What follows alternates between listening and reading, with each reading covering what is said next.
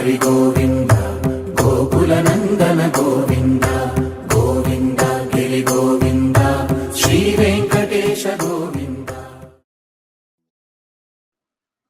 இன்னைக்கு திருவிண்ணகர், அதாவது கும்பகோணத்தில் இருக்கக்கூடிய நம்ம உப்பிலியப்பன் கோயில் என்று சொல்ற பெருமாள் கோயில் இருக்கிற பெருமாளை குறித்து அவர் பாடியிருக்கிறது. முதல் 10 பாடல் பார்க்கும்போது அங்கே இறைவனை, அங்க இருக்கக்கூடிய இறைவனை தனக்கு பற்றறுக்கும் பெருமானாக அவர் பார்க்கிறார். பற்றறுக்கும் பெருமான்கிறது யாரு? உலக இன்பங்களில் இந்த ஆத்மா லயித்து இருக்கும்போது பஞ்ச இந்திரியங்களின் இதனால, அந்த பஞ்ச இந்திரியங்களினால் கட்டுப்படுத்தப்பட்ட, அவற்றால் செலுத்தப்பட்ட இந்த ஆத்மா இந்த உலகியலில் ஈடுபட்டு இருக்கும்போது அதிலிருந்து விலகி இறைவனின் திருவடியை நாட வேண்டும் என்றால் இறைவனின் அருள் அதற்கு தேவை. அதாவது இறைவனின் அருளை வேண்டுவதற்கே இறைவனின் அருள் தேவை. ஆகவே முதல் 10 பாடல்கள்ல அவர் ஒப்பிலியப்ப பெருமான்ட்ட என்ன கேட்கிறாரு?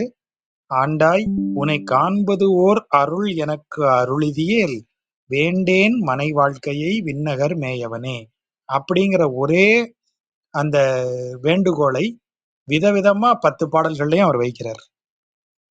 எனக்கு இது மாதிரி இப்ப என்னைய இந்த உலக இன்பங்களிலிருந்து என்னை விலக்கி வைப்பாயாக, நீ அருள் புரிந்தால் நான் இந்த மனை வாழ்க்கை, அதாவது இந்த உலக வாழ்க்கையை நான் ஒதுக்கி வந்து விடுவேன், அதற்கு நீ உன்னருள் அவசியம்னு திரும்ப திரும்ப சொல்லிட்டே இருக்கிறார்.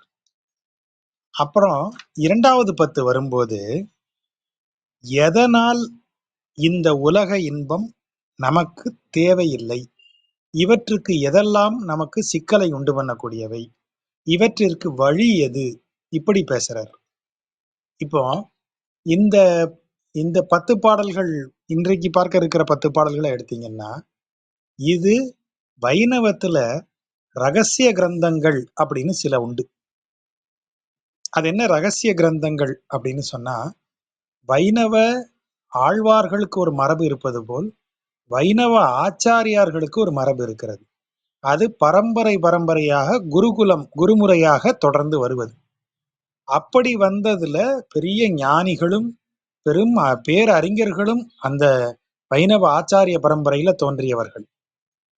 வேதாந்த தேசிகர், மணவாள மாமுனிகள், பிள்ளை லோகாச்சாரியார், நம்பிள்ளை, இன்னும் நீங்க லிஸ்ட் ரொம்ப பெருசு. எந்த வைணவ ஆச்சாரியார்களும் ஒருவருக்கொருவர் குறைந்தவர்கள் இல்லைங்கிற அளவிற்கு ஞானத்திலும் பணிவிலும் ஒருத்தர் மிஞ்சக்கூடியவங்க. அப்படி ராமானுஜர்ல இருந்து நீங்க அவ்வளவு பேர் இருக்கிறாங்க. இவர்கள் எல்லாம் சில நூல்களை இயற்றி இருக்கிறார்கள்.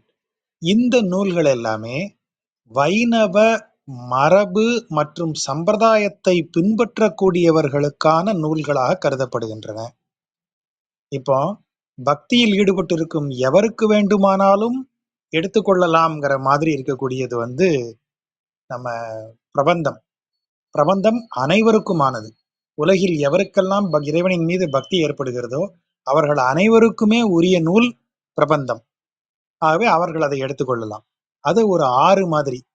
இப்ப ஆறிலிருந்து ஒரு கால்வாயை பிரிச்சு அதை குறிப்பிட்ட நிலங்களுக்கு கொண்டு போய் பாசனம் செய்யக்கூடிய மரபு நமக்கு உண்டு. அப்படி சில விஷயங்களை பிரித்து அந்த நிலத்துக்குன்னு கொண்டு போகும்போது அது அந்த நிலத்துக்குரிய நீர், அது வேற யாருக்கும் உரியது இல்லை. அத மாதிரி என்ன செய்யறாங்கன்னா, இதை பின்பற்றக்கூடிய சிலருக்கு இதை பின்பற்றுவதற்கான நியமங்களை செய்து அதை அனுஷ்டானம்னு தமிழ்ல சொல்றது. அனுஷ்டானம்னா குறிப்பிட்ட வழிமுறைகளை தொடர்ந்து பின்பற்றி வருவது, அதிலிருந்து மாறாமல் இருப்பது. அதான் அனுஷ்டானம். தொடர்ந்து கடைபிடிப்பது. அப்போ அந்த அனுஷ்டானங்களையும் அந்த நியமங்களையும் அவர்களுக்கு கொடுத்து அந்த அடிப்படையில அவர்களுக்கு இந்த இறைவனது அருளை பெற்றுத் தருவது. இது ஆச்சாரிய மரபு. அப்ப அந்த மரபில் இருக்கக்கூடியவர்களுக்காக உபதேசமாக எழுதப்பட்ட நூல்கள் தான் ரகசிய கிரந்தங்கள்னு சொல்லப்படுவது. அப்ப ஏன் அது ரகசியம்னா யாருக்கும் தெரியக்கூடாது, அந்த அர்த்தத்துல அது ரகசியம் கிடையாது. எவர் ஒருவர் அந்த மரபிற்கு, அந்த நியமத்திற்கு, அந்த வழிமுறைக்கு ஒப்புக்கொண்டு அந்த ஆசிரியனை சரணடைந்து அந்த ஆசிரியனது திருவடிகளில் அமர்ந்து அந்த முறையை அனுஷ்டானமாக ஏற்றுக்கொள்ளுகிறாரோ அவர்களுக்கு மட்டுமே உபதேசிக்கத்தக்கதுன்னு சொல்றதுதான் ரகசிய கிரந்தம். அது ரகசியம் என்ன அப்ப குறிப்பிட்ட ஆட்களுக்கு தான் சொல்லி தருவீங்களா? அப்படி அல்ல. அந்த ஆசிரியனை சென்று அடைபவர்களுக்கு அது கிடைக்கும். அவ்வளவுதான். ஸோ அது ஒண்ணு. இப்போ சாப்பாடு என்ன தனியொருவனுக்கு உணவில்லையா? அப்படின்னு நீங்க நடு ரோட்ல நின்னு கத்தக்கூடாது. சார் ஹோட்டலுக்கு போங்க. அங்க போய் நீங்க டோக்கன் வாங்கி உட்காருங்க. உங்களுக்கு சாப்பாடு போடுவாங்க. இப்ப சாப்பாடு கிடைக்கிற இடம்னு ஒரு இடம் இருக்கு இல்லையா? யாருக்கு வேணாலும் சாப்பாடு தரமாட்டீங்களா நீங்க? அப்ப ரோட்ல நின்னா எனக்கு சாப்பாடு தரமாட்டீங்களான்னா தரமாட்டான் தான். அதுக்கு என்ன செய்ய முடியும்? அத மாரி ரகசிய கிரந்தங்கள் எனப்படுவது அந்த முறையை பின்பற்றுபவர்களுக்கு, அந்த முறையை ஒப்புக்கொண்டவர்களுக்கானது. அதை அந்த மரபில் இருப்பவர்கள் தான் மூத்தவர்கள். அந்த மரபில் இருக்கும் ஆசிரிய பெருமக்கள் தான் சொல்லித் தர வேண்டும். ரகசிய கிரந்தங்கள் சொல்லித் தரக்கூடாது. வேற யாரும் சொல்லித் தரக்கூடாது. அதற்கு சில விதிமுறைகள் இருக்கு. சில அனுஷ்டானங்கள் இருக்கின்றன. எவர் சொல்லித் தர வேண்டும் என்று அதுல ஒரு கணக்கு இருக்கு. ஆகவே பிரபந்தத்திற்கு நான் பொருள் சொல்லுவது போல நான் ரகசிய கிரந்தங்களுக்கு பொருள் சொல்ல முடியாது. அது ஆச்சாரியர்களுக்குரியது, ஆசிரியர்களுக்குரியது. ஆனால் அந்த ரகசிய கிரந்தம் எதை பற்றி பேசுகிறதுன்னு சொல்றதுக்கு ஒரு இது இருக்கு, பர்மிஷன் இருக்கு. உதாரணமாக நமக்கு மணவாள மாமுனிகள் இதுக்கு விளக்கம் எழுதுறாங்க. நம்பிள்ளை தான் இதை எழுதுறாரு. சின்ன 49 வரிகளே உடைய ஒரு ரகசிய கிரந்தம்ல ஒண்ணு இருக்கு. அத சொல்லும்போது அர்த்த பஞ்சக ஞானம் அப்படின்னு சொல்லுவாங்க. அர்த்த பஞ்சக ஞானம் 5 விதமான ஞானம். அதாவது ஞானம் என்பது இங்கு அறிவு என்று பொருள் கொள்ளத்தக்கது. 5 விஷயங்களை குறித்த அர்த்த அப்படின்னா விஷயம். 5 விஷயங்களை குறித்த ஞானம் ஒரு வைணவனுக்கு அவசியம் அப்படின்னு அந்த நம்பிள்ளை சொல்றார். அப்போ அந்த 5 விதமான ஞானங்கள் என்ன அப்படிங்கிறதுக்கு 49 வரிகள்ல பிள்ளை லோகாச்சாரியார், நம்பிள்ளைன்னு சொல்லிட்டேன். அடிக்கடி நான் இந்த ஆச்சாரியர்கள் பெயர்ல ஒரு குழப்பம் வந்துடும். ஆச்சாரியர்கள் மன்னிக்கணும். பிள்ளை லோகாச்சாரியாருடையது அர்த்த பஞ்சக ஞானம் அப்படின்னு அவர் சொல்றது 5 விஷயங்கள்ல ஒரு வைணவனுக்கு ஞானம் இருக்கணும். அதன் வழியாகத்தான் அவன் இறைவனை சேர முடியும்னு சொல்லுவார். அந்த 5 விதங்களையும் அவர்கள் சொல்லித் தருவார்கள். அது என்னென்னங்கிறது ஆச்சாரியன் வாயால தான் கேட்டுக்கணும். அவர்கள்ட்ட உபதேசம் பெற்றவர்கள் அவரிடத்துல இது சமாசிரயணம், அதாவது அவரை வணங்கியவர்கள் அவரிடம் சரண் கொண்டவர்களுக்கு தான் அவர் அதை சொல்லணும். அப்படியாக இருக்கிறது. அது எதை பற்றியது 5 விஷயங்கள்? அறிய வேண்டிய 5 உறுதி பொருட்கள்னு அதை சொல்றது. எதெல்லாம் அப்படின்னா, முதல் விஷயம் அததான் நீங்க இவர் எழுதி பார்ப்பீங்க, அன்னங்கராச்சாரியார் எழுதியிருப்பார். பரஸ்வரூபம்னு ஆரம்பிப்பார். ஆனா ஒரிஜினல் ஐடியால அது மாறி மாறி வரும். பரஸ்வரூபம் அப்படின்னா இறைவனின் நிலை. பர அப்படின்னா நமக்கே தெரியும், பரமாத்மா, பரமேஸ்வரன், பரதெய்வம், பரமேட்டி அப்படி எல்லாம் சொல்லப்படுகிற அந்த பரதெய்வமானது எந்த ஸ்வரூபம், ஸ்வரூபம்னா இந்த இடத்துல வடிவம் கிடையாது. அப்ப ரூபம்னே சொல்லியிருக்கணும். ஸ்வரூபம், ஸ்வ அதன் இயல்பான தோற்றம், அதன் இயல்பான வடிவம்னு அர்த்தம். ரூபம் அப்படின்னா வடிவம். வடிவம்னா பிசிக்கல் ஃபார்ம்ங்கிற அர்த்தத்துல இல்ல, அது எந்த நிலையில் இருக்கிறதோ அந்த நிலை, அதன் இயல்பான நிலை. ஸ்வரூபம், ஸ்வ அப்படின்னா இயல்பான, தன்னியல்பான அர்த்தம். ஸ்வரூப, பரஸ்வரூப இறைவனின், பரதெய்வத்தின் இயல்பான நிலை குறித்த விஷயத்தை நாம் அறிந்து கொள்ள வேண்டும். அதுதான் பிரம்ம ஞானம்னு நம்ம சொல்லுவோம். பிரம்மத்தை குறித்து அறிதல்னு பேசுறது அந்த இடம். சரி, அப்ப இறைவன் இப்படி இருக்கிறான்ங்கிற அறிவு நமக்கு ஆசிரியனால் புகட்டப்படுகிறது. அடுத்தது, நாம் இருக்கும் நிலை நமக்கு தெரியணும் இல்லையா? நாம எங்க இருக்கோம்? இறைவன் அந்த நிலையில் அவ்வாறாக அப்படி இருக்கிறான். நீ அது ஸ்வரூபம், பரஸ்வரூபம், ஸ்வரூபம் தன்னுடைய நிலை. இந்த உலகில் நான் பிறந்திருக்கிறேன், ஆகவே இந்த உலகத்தை குறித்த அறிவு எனக்கு இருக்க வேண்டும். இந்த உலகம் எவற்றால் ஆனது, யாரால் ஆனது, எப்படிப்பட்டது, இதன் இயல்புகள் என்ன, இதன் பண்புகள், தன்மைகள், இது குறித்த அறிவு எனக்கு இருக்கணும். அது ஸ்வரூபம். 2. 3வது விஷயம் என்ன தெரியணும்? புருஷார்த்த ஸ்வரூபம். புருஷார்த்தம் என்றால் இறைவனை நாம் அடைவதற்கு என்னவெல்லாம் நமக்கு கிடைக்கணும். இப்ப இறைவனை தான் இறுதியாக அடையணும். ஆனா எதையெல்லாம் வேண்டி பெற்று இறைவனை அடைய வேண்டும், அதான் புருஷார்த்தங்கள். புருஷார்த்தங்கள்லாம் நாம் அடைய வேண்டியவை. எதற்காக அடைய வேண்டியவை? புலனின்பத்திற்காக அடைய வேண்டியவை அல்ல, இறைவனை பற்றுவதற்காக நாம் அடைய வேண்டியவை தான் புருஷார்த்த ஞானம். அது உலகத்துல பிறந்தாச்சு. ஐம்புலன்களும் நம்மை கெடுவழியில் செலுத்தக்கூடியவை அப்படின்னு நமக்கு தெரியும். அப்ப ஐம்புலன்களையும் பிடுங்கி எரிந்து விட்டால் ஞானம் வந்துருமா? அப்ப கோமா நிலையில இருக்கிற ஒருத்தன் தான் ஞானத்தை பெற்றவன் ஆயிடுவான். அப்படி இல்லையே. அப்ப புலன்கள் என்ன செய்ய முடியும்? அப்பதான் புருஷார்த்த ஞானம் நமக்கு கை கொடுக்கும். இந்த புலன்களை வச்சு இந்த புலன்களுக்கு தேவையானதை, இந்த புலன்கள் நம்மை கெடுவழியில் கொண்டு செல்லாத வண்ணமாக அதை கட்டுப்படுத்தி அவற்றின் மூலமாக அடைவதை கொண்டு இறைவனிடத்துல நீ நெருங்கணும். இதை வச்சு கல்லு போற இடமெல்லாம் காலில் தட்டிக்கிட்டே இருக்கு, என்ன செய்யலாம்? கல்லை தூக்கிட்டு வந்து படியா போடுறா, ஒவ்வொரு படியா ஏறி நீ போயிடலாம். அப்படி சொல்லித்தரப்படுகிற ஞானம் தான் புருஷார்த்த ஸ்வரூபம். நான் இந்த உலகில் எவற்றையெல்லாம் இந்த புலன்களால் நான் திசை திருப்பப்படுவேனோ, அந்த புலன்களின் வழியே அந்த திசை திருப்பல்களையே எனக்கான டைரக்ஷனா ஆக்கிக்கிறது. அதுதான் புருஷார்த்த ஞானம். அப்ப இதை செய்வதற்கு எனக்கு ஒரு வழிமுறை தெரியணுமே. நீங்க சொல்றீங்க சார், கல்லை எடுத்து படியா போட்டு தடைக்கல்லை எடுத்து படிக்கல்லாக்குன்னு சொல்றீங்க, அதுக்கு ஒரு வழி தெரியணுமே சார். அதுதான் நாலாவதா வரக்கூடியது உபாயஸ்வரூபம். உபாயம்னா வழிமுறை. அப்போ இறைவனை சென்று அடைவதற்கான வழிமுறையும் அவனையே சொல்லுவான். அதான் நம்ம ஆச்சாரியன்ட்ட தான் அதுக்குதான் ஆச்சாரியன்ட்ட போய் சரணடைகிறது. ஐயா, இந்த புருஷார்த்த ஞானத்தை நான் எப்படி பெறுவது? எப்படி இந்த புலன்களால் என்னைய தொல்லை பண்ணாத அளவுக்கு இந்த புலன்களை நான் எப்படி என்கேஜ் பண்ணி இறைவனுக்கு நோக்கி போறது? அந்த ஐடியா ஆச்சாரியன் சொல்லி தருவார். உபாயஸ்வரூபம், அந்த வழிமுறை என்ன, என்ன மெத்தட் நான் ஃபாலோ பண்ணணும்? ஒவ்வொருத்தருக்கும் ஒவ்வொரு மெத்தட சொல்லுவார் குரு. ஆச்சாரியனுக்கு தெரியும், உனக்கு இது பொருத்தமானது இதை செய், உனக்கு இது பொருத்தமானது இதை செய்ன்னு அவர் ஒரு உபாயம் அருளுவார்.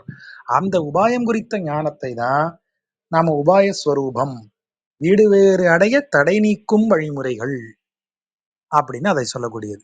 ஐந்தாவதா ஒன்று இருக்கு. இதெல்லாம் டூஸ், ஒரு டோன்ட் வேணும் இல்லையா? அதுதான் ஐந்தாவதா வரக்கூடிய விரோதி ஸ்வரூபம். எவையெல்லாம் இந்த வழிமுறையில் நாம் செல்வதற்கு விரோதமாக இருக்குமோ, தடைகளாக இருக்குமோ, அவற்றையெல்லாம் அறிந்து உணர்ந்து அதிலிருந்து விலகி நிற்றல்.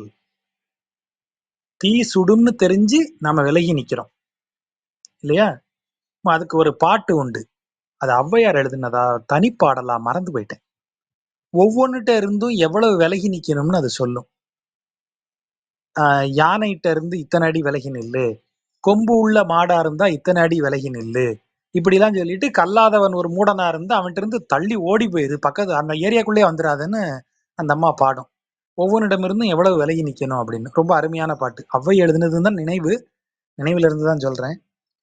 அத மாதிரி இந்த விரோதி ஸ்வரூபம் நமக்கு எதை சொல்லும் என்றால், ஆச்சாரியன் சொல்லுவார், இன்னென்ன விஷயங்கள் உனக்கு விளக்கப்பட்டது, இதை செய்யாத, இதை பண்ணாத, இதை சேர்க்காதே, இதனுடன் இணையாதே, இதை கைவிடு, இதெல்லாம் உன்னைய இறைவனிடத்துல சென்று சேர்வதற்கு உனக்கு தடைக்கற்களாக இருப்பவை அப்படின்னு அவர் ஒவ்வொன்றையும் நமக்கு சொல்லுவார். அதான் விரோதி ஸ்வரூபம். அதாவது நமக்கு வேண்டாததை நாம் கண்டுகொள்ளும் அறிவு, அதான் விரோதி ஸ்வரூபம்.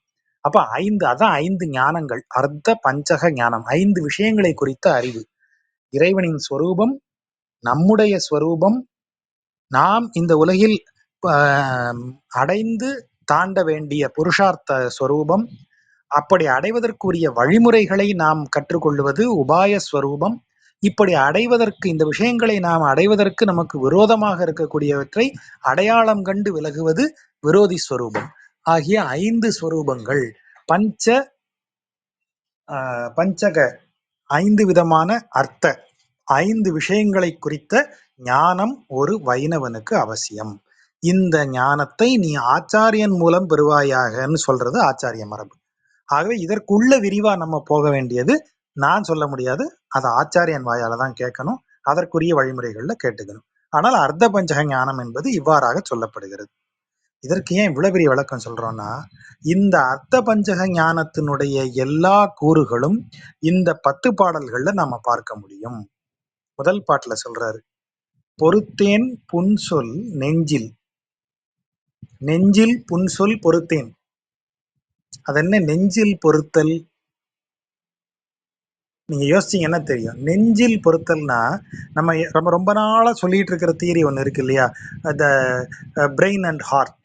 அ நெஞ்சுக்கு இருதயத்திற்கும் மூளைக்கும் அப்படின்னு சொல்றது. மூளை லாஜிக்கலா யோசிக்கும். இருதயம் ஒரு அதற்கென்றே உரிய ஒரு தர்மத்தோடு இருதயம் மன்னிக்கும், மூளை தண்டிக்கும். அப்படிலாம் நம்ம நிறைய தியரிகள் பார்த்துட்டோம். அப்போ இந்த நெஞ்சு என்பது வந்து வெறும் எடை போடுவது. அதை தாண்டி அதற்கு மேலையும் அதுல சில விஷயங்களை அது கணக்குல சேர்த்துக்கும். சட்டத்தில் உள்ளபடிதான் ஒருத்தரை தண்டிக்க முடியுங்கிறது மூளையினுடைய செயல். குற்றம் சரிவர நிரூபிக்கப்படாததால் விடுதலை செய்யப்படுகிறார் அப்படிங்கிற வரியை எழுதிதான் ஒருத்தரை விடுதலை செய்யறாங்க. அவர் குற்றம் செய்தவர் இல்லைன்னு சொல்றது இல்லை. ஏன்? நமக்கு தெரியாது. அவன் குற்றமே செய்திருக்கலாம், செய்யாமல் இருந்திருக்கலாம். ஆனா அவன் செஞ்சாங்கிறத சரியா நீ நிரூபிக்கல. செஞ்சவன் தப்பிச்சிருவான், செய்யாதவனும் தப்பிச்சிருவான். ஆனா உண்மை வேற எங்கேயோ ஒரு இடத்துல அப்படியே உட்காந்துருக்கு. அப்போ இத மாதிரி விஷயங்கள் எல்லாம் நெஞ்சுக்கு தெரியாது. நெஞ்சு மன்னிச்சிரும். பரவாயில்ல விடுங்க. இப்ப என்ன? ஏதோ தெரியாம திருடிட்டான் சார். ஏதோ வயிற்று பழப்புக்கு திருடிட்டான். விடுங்க அப்படின்னு சொல்லலாம். சட்டம் விடாது. அப்ப நெஞ்சு என்பது உணர்ந்து செய்வது, அறிந்து செய்வது மூளை செய்யும். ஒரு விஷயத்தை அறிந்து கொண்டு செய்வது அது ஒரு செயலாக இருக்கும். உணர்ந்து செய்வது அப்ப அது ஒரு வழிபாடாக இருக்கும். அதனாலதான் சிலர் சமையல் அப்படின்னு சொல்லும்போது அன்பிலா பெண்டிர் கையால் உண்பதுன்னு சொல்லி அத அது அதுக்கு நீ சந்நியாசம் போயிடலான்னு அந்த அம்மா சொல்லுது. ஔவையார் சொல்றாங்க. அப்போ அன்புடைய பெண்டிர் கையால் உண்பதுல என்ன ஸ்பெஷல்? அவர்கள் சமையல் எவ்வளவு சுவை, ஹோட்டல் சுவையை விட பிரமாதமாவா வீட்டில் சமைச்சிட போறாங்க? ஹோட்டல்ல சுவை கூட்டுவதற்கு என்னெல்லாமோ டெக்னிக்ஸ் பயன்படுத்துறாங்க. அதையெல்லாமா வீட்டில் பயன்படுத்துறாங்க? இல்ல. அவர்கள் நெஞ்சில் சுரக்கும் அன்போடு அதை செய்யக்கூடியவர்கள். அவர்கள் உணர்ந்து அதை நம்ம குடும்பத்துக்கு செய்கிறோம், நம்ம வீட்டில் இருக்கிற குழந்தைகளுக்கு, நம்ம கணவருக்கு, நம்முடைய பெற்றோருக்கு அப்படிலாம் சொல்லி ஒருவர் சமைக்கும் போது அந்த உணர்வின் காரணமாக அதில் ஒரு சுவை ஏறுது. அது ஒரு வழிபாடு மாதிரி மாறுதுன்னு சொல்றது. அப்போ நெஞ்சில் பொறுத்தேன் புன்சொல் அப்படின்னு சொன்னா, சில பேர் இந்த பொறுத்தல் புன்சொல் பொறுத்தல் என்றால் என்ன? நான் ஒரு காரியத்தில் ஒருத்தன் வந்து என்னை திட்டிடுறான்னு வைங்க. திட்டினவன் பெரிய ஆளு, பெரிய தாதா, அரசியல் செல்வாக்கு உள்ள நபர். அவர் வந்து ஒரு பப்ளிக்ல வச்சு என்னை மிரட்டிடுறாரு, பயங்கரமா பேசிடுறாரு. நான் வந்து என் மனதால் பொறுத்து கொள்ளுகிறேன், உனது தவறை பொறுத்து கொள்ளுகிறேன் புத்தர் மாதிரி பேசிட்டு இருந்தேன்னு வைங்க. அது என்ன நிஜமாவே பொறுத்தலா? இந்த பக்கம் வந்து என்ன சொல்லுவேன், இவன் பெரிய ஆள் இப்படி பண்ணிட்டான் அப்படி பண்ணிட்டான்னு. ரொம்ப சாதாரண ஆளு ரோடு ஓரத்துல உட்காந்து ஒரு இத காய்கறி வித்துக்கிட்டு இருக்கிற ஒருத்தர், கீரை வித்துக்கிட்டு இருக்கிற ஒருத்தர், அவர் என் கூட தகராறு பண்ணும்போது நான் இதே போல உன் புன்சொல் பொறுத்து கொள்ளுகிறேன்னு சொல்லுவேனா? இவனை 2 அடி அடிச்சா நம்மள எவனும் கேட்க மாட்டானா, தைரியமா அங்க வீராதி வீரனா நான் மாறுவேன். அப்ப பொறுத்தல், நெஞ்சால் பொறுத்தல் அப்படின்னா என்ன அர்த்தம்? செல்லிடத்து சினங்காப்பான்னு வள்ளுவர் சொல்ற சொல். அப்ப நெஞ்சில் புன்சொல் பொறுத்தல் என்பது உணர்ந்து அதை ஏற்று அமைதியாக இருப்பது. சொன்னவன் யாரு? அவன் நம்மளோட கூடுனவனா குறைஞ்சவனா? அப்படி அல்ல. அப்படி பொறுத்து பொருள் இன்பம் என இரண்டும் இருத்தேன். பொருள் இன்பம் அப்படின்னா என்ன? அதாவது காமம் இல்லை இதுல, பொருள் இல்லையா? பொருள்னு சொல்லும்போது அர்த்த காம, ஆமா, காம இன்பம்.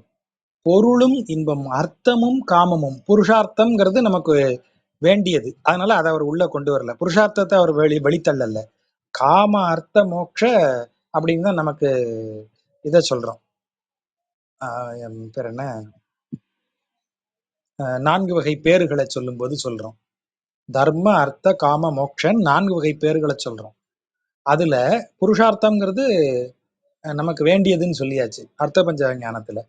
அப்ப எதை வெறுக்க வேண்டும்? காமத்தையும் இன்பத்தையும் ஒதுக்க வேண்டும். இன்பம் என்பது நாம் அடைந்து மகிழ்வதற்காகவே ஒரு பொருளை அடைய நினைப்பது. அதை அடைவதால் மகிழ்ச்சின்னு சொல்லி அதை அடைய நினைப்பது. அது எனக்கு வேணுமா வேண்டாமாங்கிறது இல்ல. அது எனக்கு வேணும்னு நினைச்சிட்டேன், வேணும் சார். அப்படி நினைக்கிறது தான் இந்த இன்பம். பொருள் என்பது என்ன? சேர்த்து வச்சுக்கிட்டே வருது. இன்பம் அந்த பொருளில் தான் இருக்கிறது என்று கருதுவது. ஆகவே பொருள், இன்பம் ஆகிய இரண்டையும் நான் ஒரு இருத்தேன். இருத்தேன்னா கடந்தேன்னு அர்த்தம்.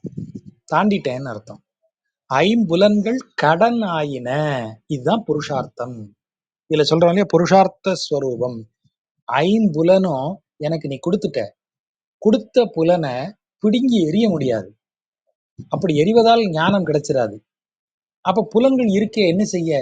ஐயா, அந்த புலன்கள் இருப்பதனாலேயே அதுக்கு கடமைக்குன்னு செய்ய வேண்டியதை செய். அதுதான் புலன்கள் கடன் ஆயின. அது என்கிட்ட வந்துருச்சு, எனக்கு கொடுக்கப்பட்டு விட்டது. அதற்கு கொடுக்க வேண்டிய வட்டியை கொடுத்துருவோம். அதற்கு கழிக்க வேண்டிய கடனை கழிச்சிருவோம். கண்ணு பார்த்தே ஆகணும், இறைவனை பார்த்துருவோம். வாய் பேசியே ஆகணும், இறைவனை பத்தி பேசிடுவோம். இந்த உடல் செயல்பட்டே ஆக வேண்டும், இறைவனுக்கான செயல்களில் ஈடுபட்டுருவோம். காது எதையாவது கேட்டாகணும், இறைவனின் போலேயே கேட்டுருவோம். இப்படியாக நான் அந்த புலன்களின் கடன்களை கழிக்கிறேன். ஐம்புலன்கள் கடன் ஆயின. அந்த வார்த்தை வாயில் ஒட்டி அறுத்தேன். வாயில் ஒட்டினா வாயால் ஒட்டின்னு அர்த்தம். அதாவது சொல்லி பிரதிஜை எடுத்து, உறுதி எடுத்து இதற்றை அறுத்தேன். இதுதான் முக்கியம். அது என்ன? வாயில் ஒட்டி பிரதிஜை செய்து உறுதி எடுத்து அப்படின்னு என்ன பொருள்? அதான் இப்ப நம்ம பேசணும்.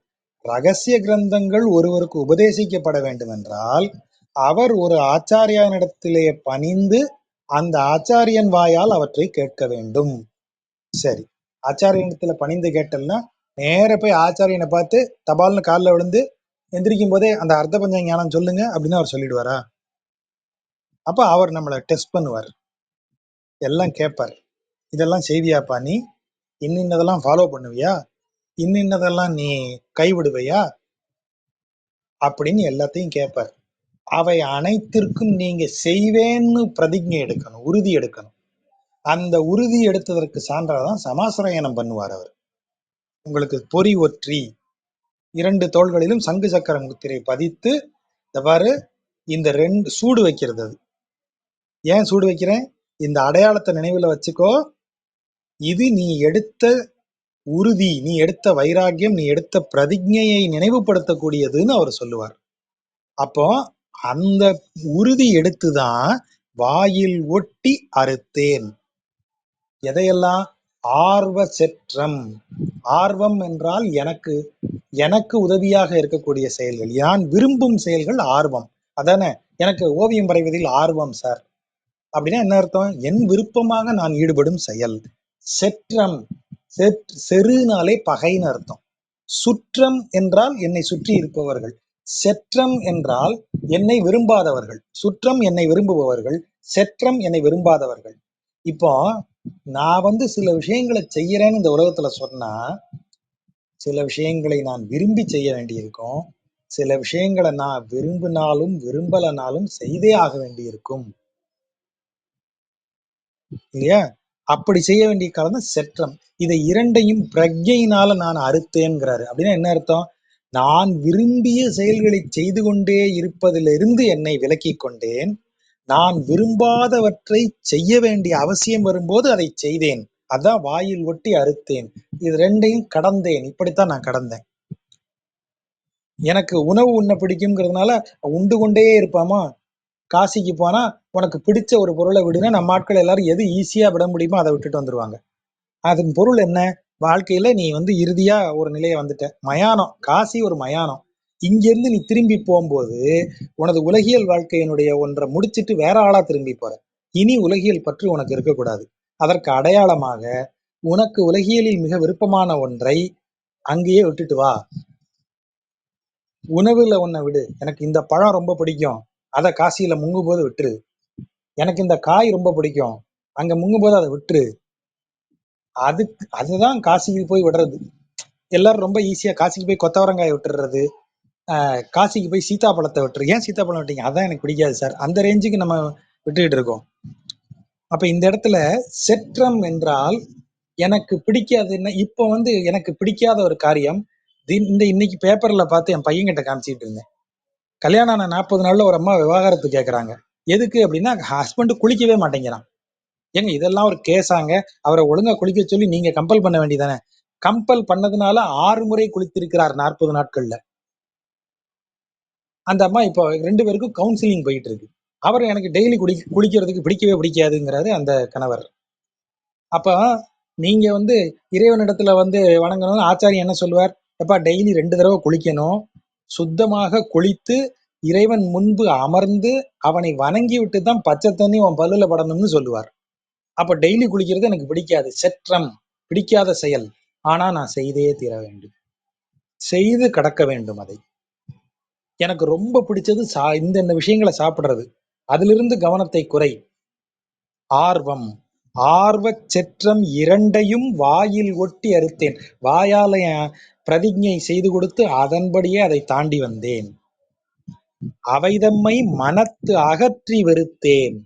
இந்த பிராக்டிஸ்னால என் மனதிலிருந்து அவற்றை அகற்றி மீண்டும் அகற்றுதல்னா என்ன? ஒதுக்கி வைத்தல் இல்லை, அகற்றி வெறுத்தேன். 41 நாள் சபரிமலைக்கு மாலை போட்டிருக்கும் போது மது குடிக்க கூடாது, மாமிசம் சாப்பிடக்கூடாது, போதைப் பொருட்கள் பயன்படுத்தக்கூடாதுங்கிறது விதி. எதுக்கு அப்படி சொன்னோம்? 40 நாள் பழகிட்டோம்னா அடுத்து இனிமே ஒழுங்கா இருப்பேன்னு. நாம 41 நாள் ஒதுக்கிதானே வைக்கிறோம். மனத்தை அகற்றலையே, மனத்திலிருந்து அவற்றை வெறுக்கவில்லையே. ஆனா இவர் என்ன சொல்றாரு? இதெல்லாம் செய்து அவை தம் மனத்து அகற்றி, அவை தம்மை மனத்து அகற்றி, அவை எல்லாவற்றையும் எனது மனதிலிருந்து அகற்றி மீண்டும் அவை என்னை சேர விடாதபடி வெறுத்தேன்.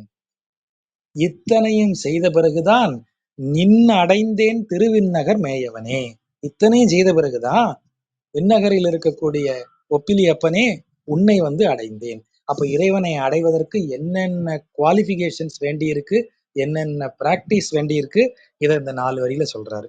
பொறுத்தேன் புன்சொல் நெஞ்சில் பொருள் இன்பம் என இரண்டும் இருத்தேன், ஐம்புலன்கள் கடன் ஆயின வாயில் ஒட்டி அறுத்தேன் ஆர்வச் செற்றம், அவைதம்மை மனத்து அகற்றி வெறுத்தேன், அடைந்தேன் திருவிண்ணகர் மேயவனே.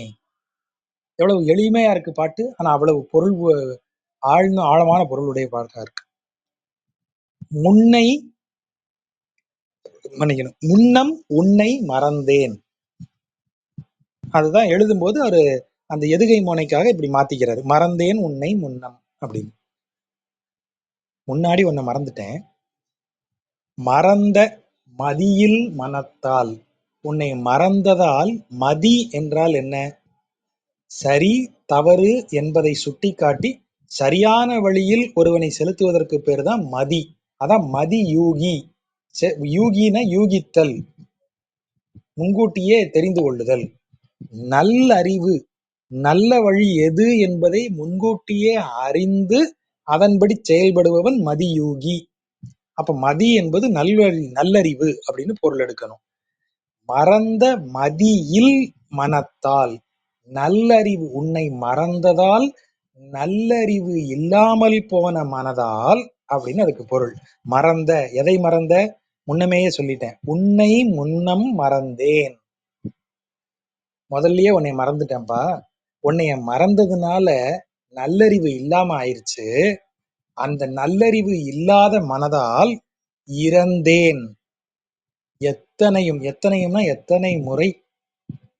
அப்ப உலகத்துல பிறந்தேன். முன்னம்னா என்ன? பிறவி. இந்த பிறவில உன்னை நினைக்கல, அதனால என்ன ஆயிட்டேன்? புத்தி நல்லறிவு இல்லாம பழையபடி உலக வாழ்க்கையில ஈடுபட்டு திரும்ப இறந்து பழையபடி பிறந்தேன். இந்த பிறவியில நினைச்சிருந்தா அடுத்த பிறவியில இன்னும் பெட்டரா இருந்திருப்பேன். இந்த பிறவியில நினைக்காததுனால, முன்பிறவியில நினைக்காததுனால இந்த பிறவியில அல்லல் படுறேன். ஆகவேதான் முன்னம் உன்னை மறந்தேன்னு சொல்றாரு. முன்னமே உன்னை மறந்துட்டேன்பா. அதனால நான் என்ன ஆயிட்டேன்? பல முறை பிறந்து, இந்த முந்தின பிறவியில நினைக்கல, இந்த பிறவியில பிறந்தேன். இந்த பிறவியில நினைக்கல, அடுத்த பிறவிலையும் பிறப்பேன். அடுத்ததாகவும் பிறவி எடுப்பேன். அடுத்த பிறவி எடுக்கும்போது என்ன சொல்லுவேன்? முற்பிறவியில நினைக்கவே இல்லையா உன்ன, அதனால எப்படி ஆயிட்டேன். அந்த பிறவிலையும் நினைக்கல, அடுத்த பிறவி எடுக்கும்போது அந்த பிறவி என்ன ஆயிரும்? முன்னம் உன்னை மறந்தேன்னு ஆயிரும். இப்படி மறந்து அதனால திரும்ப பிறந்து அதனால் மீண்டும் மீண்டும் இறந்து இது எத்தனை முறையோ நடந்துகிட்டு இருக்கு. மறந்தேன் உன்னை முன்னம் மறந்த மதியில் மனத்தால் இறந்தேன் எத்தனையும். எத்தனை முறை இறந்தேன்? அதனால் இடும்பை குழியில் பிறந்து எய்த்து ஒழிந்தேன். தெளிவா விளக்கமா சொல்றார். எய்த்து என்றால் துன்பத்தை அனுபவித்து. இந்த இடும்பை குழி, இந்த இந்த உலகத்தை சொல்றார். இடும்பை குழி என்பது இந்த துயரம் நிறைந்த இந்த உலகு. இந்த உலக வாழ்க்கையிலேயே மீண்டும் மீண்டும் பிறந்து மீண்டும் மீண்டும் துன்பங்களை அனுபவித்து அப்படியே ஒழிந்தேன், அப்படியே வீணா போனேன். பெருமான் கெஞ்சறத பாருங்க. பெருமான் திருமார்பா, தாயாரை எப்படி லைட்டா சைடு வாக்குல தாயாரை உள்ள கூப்பிடுறாரு, நீதாம்மா கொஞ்சம் ஹெல்ப் பண்ணணும்.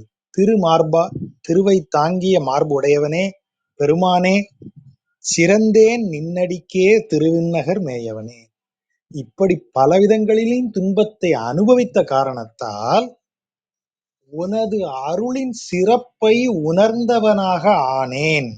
அதுதான் சிறந்தேன் நின் அடிக்கே. உன் அடியினுடைய பெருமை எனக்கு தெரியும். கண்ணதாசன் இது எழுதுறாரு, அர்த்தமுள்ள இந்த மந்தம் எழுதுறாரு. அதனுடைய முன்னுரையில சொல்றாரு, ஒருவன் எப்படியெல்லாம் வாழக்கூடாது என்பதற்கு நான் உதாரணம், அதனாலேயே ஒருவன் எப்படி வாழலாம்னு சொல்லக்கூடிய ஒரு இது எனக்கு இருக்கு அப்படின்னு எழுதுறாரு. வாழக்கூடாத விதங்களில் வாழ்ந்ததால் எப்படி வாழ வேண்டும் என்று சொல்ற தகுதி எனக்கு இருக்கு அப்படின்னு அவர் ஒரு போடுறாரு. இது அத மாதிரி தான். இது சிறந்தேன் நின் அடிக்கே, உனது அடியின் பெருமையை உணர்ந்தவனாக நான் இருக்கிறேன். ஏன்பா ஏற்கனவே இந்த அடியை நீ அனுபவிச்சிருக்கியா? இல்லைங்க, இந்த அடியை நினைக்காம, இந்த திருவடியை நினைக்காமல் எத்தனை எத்தனை பிறவி எதையுமே இவனை பத்தி யோசிக்காம, இந்த திருவடியின் பெருமைகளை யோசிக்காமல், அதை பற்றி நினைத்து பார்க்காமல், அதை மறந்து போய் நல்லறிவு இழந்து, அதனாலேயே இந்த பாவங்கள் நிறைந்த மலிந்த இந்த உலகில் மீண்டும் மீண்டும் பிறந்து மீண்டும் மீண்டும் இறந்து இப்படியே ஒளிஞ்சிட்டேங்க நான். இவன் திருவடியின் பெருமை எனக்கு தான் தெரியும். இத்தனை துன்பத்தை நான் அனுபவிச்சிருக்கவே வேண்டாம். அந்த வார்த்தை தான் அந்த முதல்ல சொல்ற துன்பத்தை லிஸ்ட் போடுறாரு பாருங்க. மறந்தேன் உன்னை முன்னம் மறந்த மதியில் மனத்தால் இறந்தேன் எத்தனையும், அதனால் இடும்பை குழியில் பிறந்து எய்த்து ஒழிந்தேன். பெருமான் திருமார்பா, சிறந்தேன் நின் அடிக்கே திருவிண்ணகர் மேயவனே. உனது பெருமை எனக்கு தான் தெரியும். இவ்வளவு துன்பத்தை அனுபவிச்ச பிறகுதான் அறிவு வருது. இத்தனை துன்பத்திற்கும் உன்னை நினைக்காததுதான் காரணம். ஆகவே உன் திருவடியின் பெருமை எனக்கு தெரியும். அதை மறந்தா என்ன ஆகுங்கிறத அனுபவிச்சவன் நான். அதனாலேயே சொல்றேன், உன் திருவடியை சிறந்த முறையில் அதை மனதில் வைத்திருப்பவன் நான். உன்னை அதை எனக்கு தருவாயாகன்னு கேட்கிறார். மான் ஏய் நோக்கியர்தம் வயிற்று குழியில் உழைக்கும் ஊன் ஏய் ஆக்கை தன்னை உதவாமை உணர்ந்து உணர்ந்து வானே மாநிலமே வந்து வந்து என் மனத்து இருந்த தேனே நின் அடைந்தேன் திருவிண்ணகர் மேயவனே. மீண்டும் மீண்டும் பிறப்பது குறித்து, இந்த யாக்கை குறித்த ஒரு வெறுப்புங்கிறது மீண்டும் மீண்டும் சொல்லப்படுவது. நம்ம மரபுகள் அத்தனையிலையுமே இந்த பிறவியை விட்டு நீங்குவதை குறித்து தான் நம்ம சொல்றோம். அதிகபட்சம் என்ன கேட்டுருவீங்க பெருமாள்கிட்ட? பிறவி வேண்டாம்னு தான் சொல்லுவீங்க. ஆதலால் பிறவி வேண்டேன் அரங்கமா நகருளானே தொண்டரடிப்படி ஆழ்வார் டிக்ளேர் பண்றாரு. லாஜிக்கலெல்லாம் ரீசன் வைக்கிறார் இல்லையா அவரு. வேத நூல் பிராயம் 100, அதுல மனிதர் தாம் புகுவரையிலும் பாதியும் உறங்கி போகும். அவர் ரொம்ப தெளிவா சொல்றார், இந்த காரணங்களால பிறவி வேண்டேன். இவரை கேட்டீங்கன்னு வைங்க, பெரியாழ்வாரை கேட்டீங்கன்னா இன்னும் பிரமாதமா புலம்பி தள்ளிடுவார். ஐயா பிறவியே கொடுத்துறாத. எந்த ஆழ்வாரை கேட்டீங்கன்னாலும் தயவு செய்து எனக்கு பிறவி மட்டும் கொடுத்துறாதப்பா அப்படின்னு கேட்டுக்கிறாங்க. இவரும் அதையே தான் கேட்கிறாரு. இவர் மட்டும் இல்ல, சைவ திருமுறைகள்ல நாயன்மார்கள் பாடிய பாடல்கள்லயும் அதே தான், பிறவி கொடுத்துறாத அப்படிதான் வேண்டுவாங்க. மான் ஏய் நோக்கியர், மான் போன்று மருண்ட பார்வை கொண்டவர்கள், அவர்களது வயிற்று குழியில், அவளது கர்ப்பத்தில் உழைக்கும். உழைக்கும்னா இந்த இடத்துல பிறந்து உழலும்னு அர்த்தம், பிறந்து துன்பப்படும்னு அர்த்தம். ஊன் ஏய் ஆக்கை, ஊன் ஏய் ஆக்கைனா உடல், ஊன் ஏய் ஆக்கைனா மாமிசத்தால் ஆன இந்த உடல். 3 சுழியின் வந்ததுன்னா அது உணவு, 2 சுழியின் வந்ததுன்னா அது மாமிசம், தசை. ஊன் ஏய் ஆக்கை தசையினால் ஆன, தசையினால எலும்பு, ரத்தம், சதை, இவற்றால் ஆன உடல் தன்னை, அந்த உடலை உதவாமை என உணர்ந்து உணர்ந்துங்கிறார். அது ஒரு தடவை உணரல அவரு. அப்ப என்ன அர்த்தம்? உணர்ந்து உணர்ந்துன்னா நம்ம ஏற்கனவே சொல்லியிருக்கோம். 2 முறை வந்தா அது தொடர்ந்து நடக்கக்கூடிய விஷயத்துக்காக அத 2 முறை சொல்றாங்க. அப்போ பலமுறை நான் பிறந்துட்டேன்பா. ஒவ்வொரு முறை பிறக்கும்போது இந்த உடல வச்சு ஏதாவது செஞ்சிரலாம். இந்த உடலின் வலிமையால் எதையாவது நிகழ்த்திரலாம்ன்னு நெனைக்கிறேன். ஆனா ஒரு முறை கூட இது உதவவே இல்ல. நான் எத நெனைக்கிறேனோ அதுக்கு உதவவே இல்ல. ஆக்கை தன்னை உதவாமை உணர்ந்து உணர்ந்து. இப்படி பிறவிகள் தோறும் இது எனக்கு உதவவே இல்லைங்கிறத பலமுறை நான் உணர்ந்த பிறகுதான், வானே மாநிலமே அந்த கம்பேரிசன பாருங்க. வானேன்னா மேல, மாநிலமே பூமி. நீ எப்படி பொருள் எடுக்கலாம்? அதுக்கு 2 விதமா பொருள் எடுக்கலாம். நீயே வானும் பரந்த விரிந்த ஆகாயமும் இந்த பரந்த பூமியுமாக இருக்கக்கூடியவன் அப்படின்னு ஒரு பொருள் சொல்லலாம். இன்னொரு பொருள் என்ன? வானே, வானில் இருக்கக்கூடிய வைகுண்டமே, மாநிலமே. இப்படி பிறந்து சம்சாரக் கடலில் நாம் ஈடுபடக்கூடிய இந்த பூமி. அப்போ நீ எங்க வர? வந்து வந்து என் மனத்து இந்த வந்து வந்துல ஒரு பாடபேதம் இருக்கு. சிலர் என்ன சொல்லுவாங்க, வந்து வந்துன்னா, நீ வந்து நான் ஒவ்வொரு பிறவிலையும் உன்னைய மனசுல நினைக்காம இருந்தேன். ஆனா நீ ஒவ்வொரு முறையும் என்னைய வந்து வந்து அப்ரோச் பண்ணியிருக்க.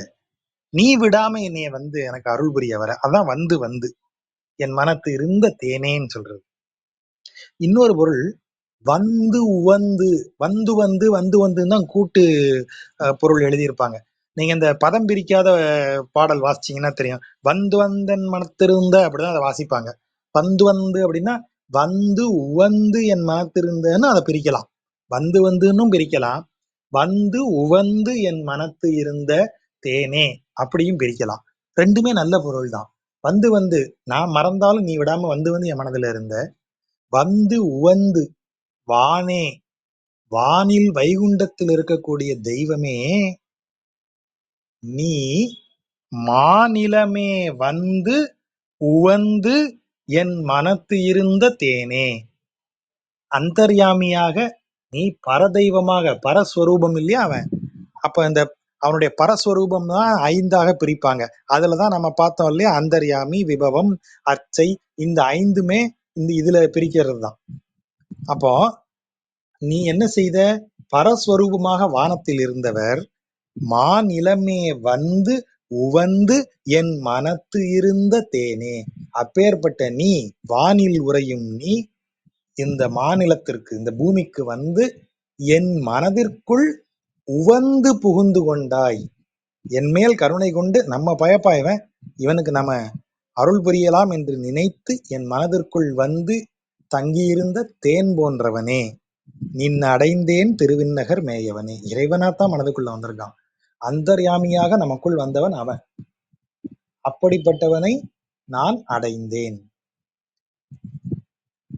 பெற்ற மக்கள் பெண்டிர் இவர் பின் உதவாது அறிந்தேன் பிரிந்தேன். பிரிந்தேன்னா விலகினேன்னு அர்த்தம். அதாவது நான் பெற்ற பிள்ளைகள், பெண்டிர் என்னுடைய மனைவியர் என்று இவங்க பின்னால உதவ மாட்டாங்கன்னு தெரிஞ்சுக்கிட்டேன். ஆகவே அதிலிருந்து விலகினேன். என்ன, இல்லறத்தை ஒருப்பது வந்து வைணவத்துல சொல்லப்படலையே. வைணவத்துல வந்து இல்லறம் அல்லது நல்லறமன்றுங்கிறதத்தான பல முறையா சொல்லியிருக்காங்க. இப்ப இது கொஞ்சம் வித்தியாசமா இருக்கேன்னு யோசிச்சீங்கன்னா, எனக்கு உதவும்னு சொல்லி நான் பெண்டிர் மக்கள்னு அவங்கள என்னுடைய பொசஷன், என் சொத்து மாதிரி நினைச்சு இவங்களெல்லாம் வச்சு நான் எதையோ ஒண்ணு சாதிச்சிடலாம்னு நான் நினைச்சேன்னா அப்படி கிடையாது. அவங்களும் இண்டிவிஜுவல், நீ இண்டிவிஜுவல். அவங்க உனக்கு என்ன செஞ்சிட முடியும்? உனக்கு பூமியில் நீ வாழும் காலத்தில் அவர்கள் உனக்கு அவ்வளவு அருமையான வாழ்க்கையை தர முடியும். அந்த வாழ்க்கை நிறைவுறும் போது நீ நல்ல வாழ்க்கை வாழ்ந்த நிறைவோட கிளம்பி போகணும். நீ போறேன்னு சொல்லும்போது நீ எவ்வளவு பிரியமுடைய மனைவியும், எவ்வளவு பற்று உடைய மகனும் மகளோ, உனது பிள்ளைகளோ உன்னை பிடிச்சு இழுத்து நிறுத்திட முடியுமா? அதுதானே உண்மை. அவர்களை நீ வெறுக்கணும், ஒதுக்கணுங்கிற அர்த்தத்துல இல்ல. அந்த உண்மை உனக்கு தெரியணும். மனைவிய வந்து வெறுத்துட்டு வந்தாதான் ஞானம் கிடைக்கும் அப்படின்னா, விடோயர், மனைவி இறந்தவர்கள், டிவோர்ஸ் ஆனவர்கள் எல்லாம் ஞானம் பெற்றவர்கள்.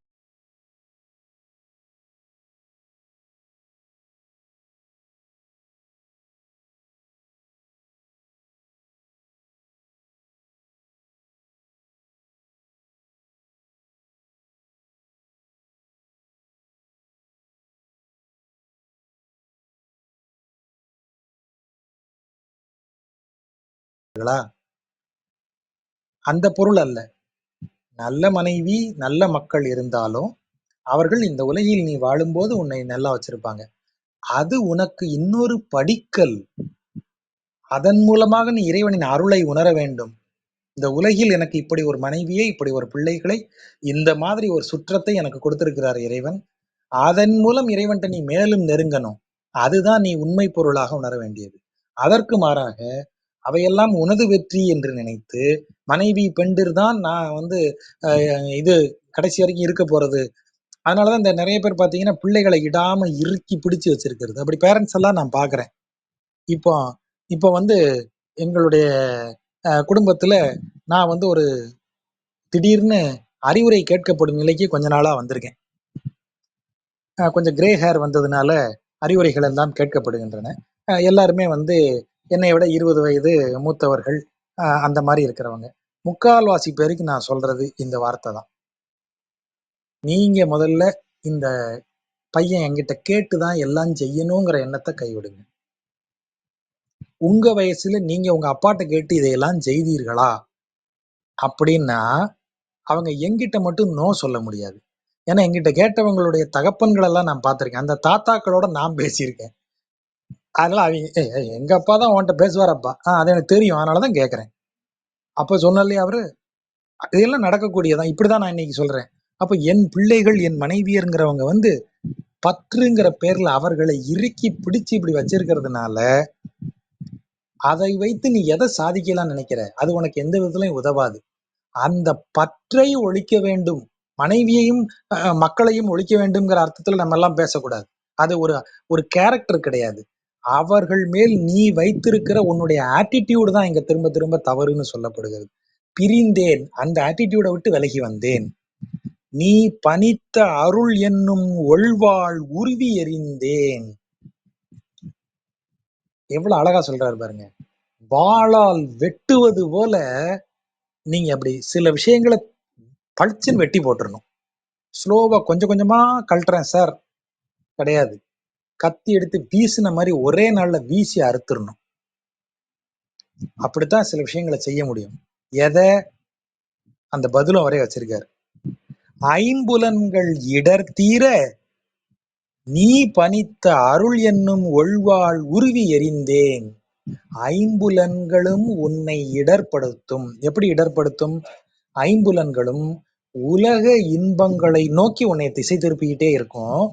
அப்படி திசை திருப்பிக்கிட்டே இருக்கும்போது அவற்றை நீ மெல்ல சமாதானப்படுத்தி கொஞ்சம் கொஞ்சமா உன்னைய கூல் பண்ணி, இந்த பாரு டெய்லி ஒரு ஃபுல் அடிக்கிறோம், நம்ம என்ன செய்வோம், அடுத்த 3 மாசம் ஃபுல்லுல இருந்து முக்காலுக்கு வருவோம், அடுத்த 3 மாசம் முக்கால்ல இருந்து அரைக்கு வருவோம், சான்ஸே இல்லை.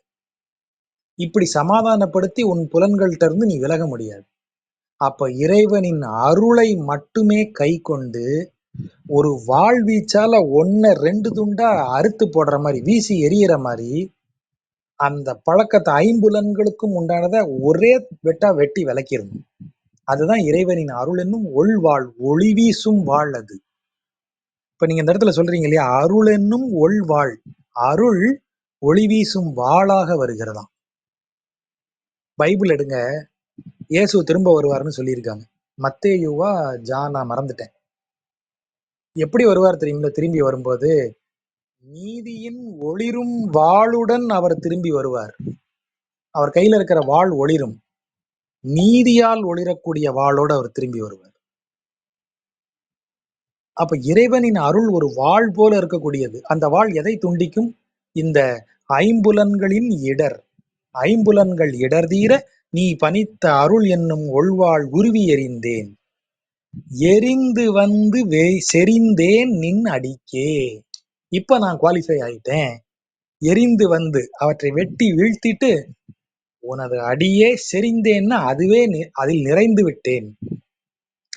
ஐம்புலன்களும் எதில் என்னை நிறைவித்து வைத்திருக்கின்றனவோ அவற்றையெல்லாம் நான் வெட்டி அகற்றினேன். நானா செய்தேன்? நான் வெட்டினேனா? நான் அகற்றினேனா? நான் இல்லை, உனது அருளால் அதை செய்தேன். நின் அருள் என்னும் ஒள்வாள் உருவி. அங்கதான் கவனிக்கணும். நானா செய்யல. நான்கிறது வந்து எனது அகந்தையை, நானே அகந்தையிலிருந்து அகந்தையிலிருந்து தான் நான் பிறக்கிறது. அப்ப நானே வந்து அகந்தை அகற்றுமா? ஆனா அந்த இடத்துல இறைவனின் அருள் என்னும் ஒள்வாள் குருவி அகற்றினேன் அப்படின்னு அவர் சொல்றாரு. எரிந்தேன், வாழ வீசுறது அதான் எரிந்தேன். அப்படி செஞ்சு இதெல்லாம் அப்படி செஞ்சுட்டு வந்து அந்த இடத்துல எல்லாம் என்ன செஞ்சேன்? உன்னை நிரப்பிக் கொண்டேன், செறிந்தேன் நின் அடிக்கே திருவிண்ணகர் மேயவனே. அர்த்த பஞ்ச ஞானத்தை ஞாபகம் வச்சுக்கிட்டே வாங்க. இதெல்லாம் எப்படி கரெக்டா போய் அந்த இடத்துல உட்காருதுன்னு நமக்கு தெரியும். பான் தேன் வண்டு அறையும் குழலார்கள் பல்லாண்டு இசைப்ப ஆண்டார் வையமெல்லாம் அரசு ஆகி முன் ஆண்டவரே மாண்டார் என்று வந்தார். அந்தோ மனை வாழ்க்கை தன்னை வேண்டேன் நின் அடைந்தேன் திருவிண்ணகர் மேயவனே. ரொம்ப சிம்பிளான பாட்டு. ரொம்ப அருமையா சொல்றாரு. பான் தேன் வண்டு அறையும் குழலார்கள். பான் அப்படின்னா பண் அப்படிங்கிறதனுடைய நீட்டல் விகாரம். பான் பண் பாடும், வண்டு அறையும், அறையும்னா பாடும். பன்னிசைக்கும், அதாவது பன்னிசைக்கக்கூடிய வண்டுகள் பாடும் குழலை உடைய பெண்கள் அப்படின்னு என்ன அர்த்தம்? அந்த குழல்ல அவங்க சூடி இருக்கிற மலர்கள்ல தேன் இருக்கு. அந்த தேனை அருந்துவதற்காக அந்த பெண்களின் கூந்தலில் இருக்கும் மலரை நோக்கி வண்டுகள் வருகின்றன. அப்படி வரக்கூடிய வண்டுகள் எல்லாம் பாடல் பாடக்கூடிய வண்டுகள். அவை வந்து அப்படி இது அறைதல் அப்படின்னா இந்த இடத்துல பாடுதல். அவை வந்து பாடுகின்றன. அப்படிப்பட்ட அழகிய பெண்கள் எல்லாம் சூழ்ந்து வாழ்த்து சொல்றாங்க. பல்லாண்டு இசைப்ப வாழ்த்து சொல்ல வையமெல்லாம் அரசாகி ஆண்டவர். இந்த உலகத்திற்கெல்லாம் அரசன்னு சொல்லி வாழ்ந்தவன் ஆண்டவன். ஆண்டார் பாஸ்டன்ஸ், கடந்த காலம், இறந்த காலம். இந்த உலகம் அத்தனைக்கும் ஒரே அரசன்கிற நிலைமையிலிருந்து ஆண்டவன் எப்படி ஆண்டான்? எல்லா இன்பங்களையும் அனுபவித்து ஆண்டான். அதுக்கு தான் அந்த வார்த்தையை முதல்ல சொல்றாரு. பான் தேன் வண்டு அறையும் குழலார்கள் பல்லாண்டு இசைப்ப. அப்படி எல்லாரும் பல்லாண்டு இசைப்புன்னு என்ன? நீ பல்லாண்டு வாழு வாழுன்னு எல்லாரும் சொன்னாங்க, உனக்கு வாழ்த்து சொன்னாங்க. அப்படியே வாழ்ந்துட்டியா நீ? இந்த உலகத்தையே ஆண்டு அப்படியே அவங்க வாழ்த்துனதுனால வாழ்ந்துட்டியா நீ? முன் ஆண்டவரே மாண்டார் என்று வந்தார். உனக்கு முன்னாடி இப்படி ஆண்டவனும் செத்துத்தான் போனான். ஆண்டான் மாண்டான்.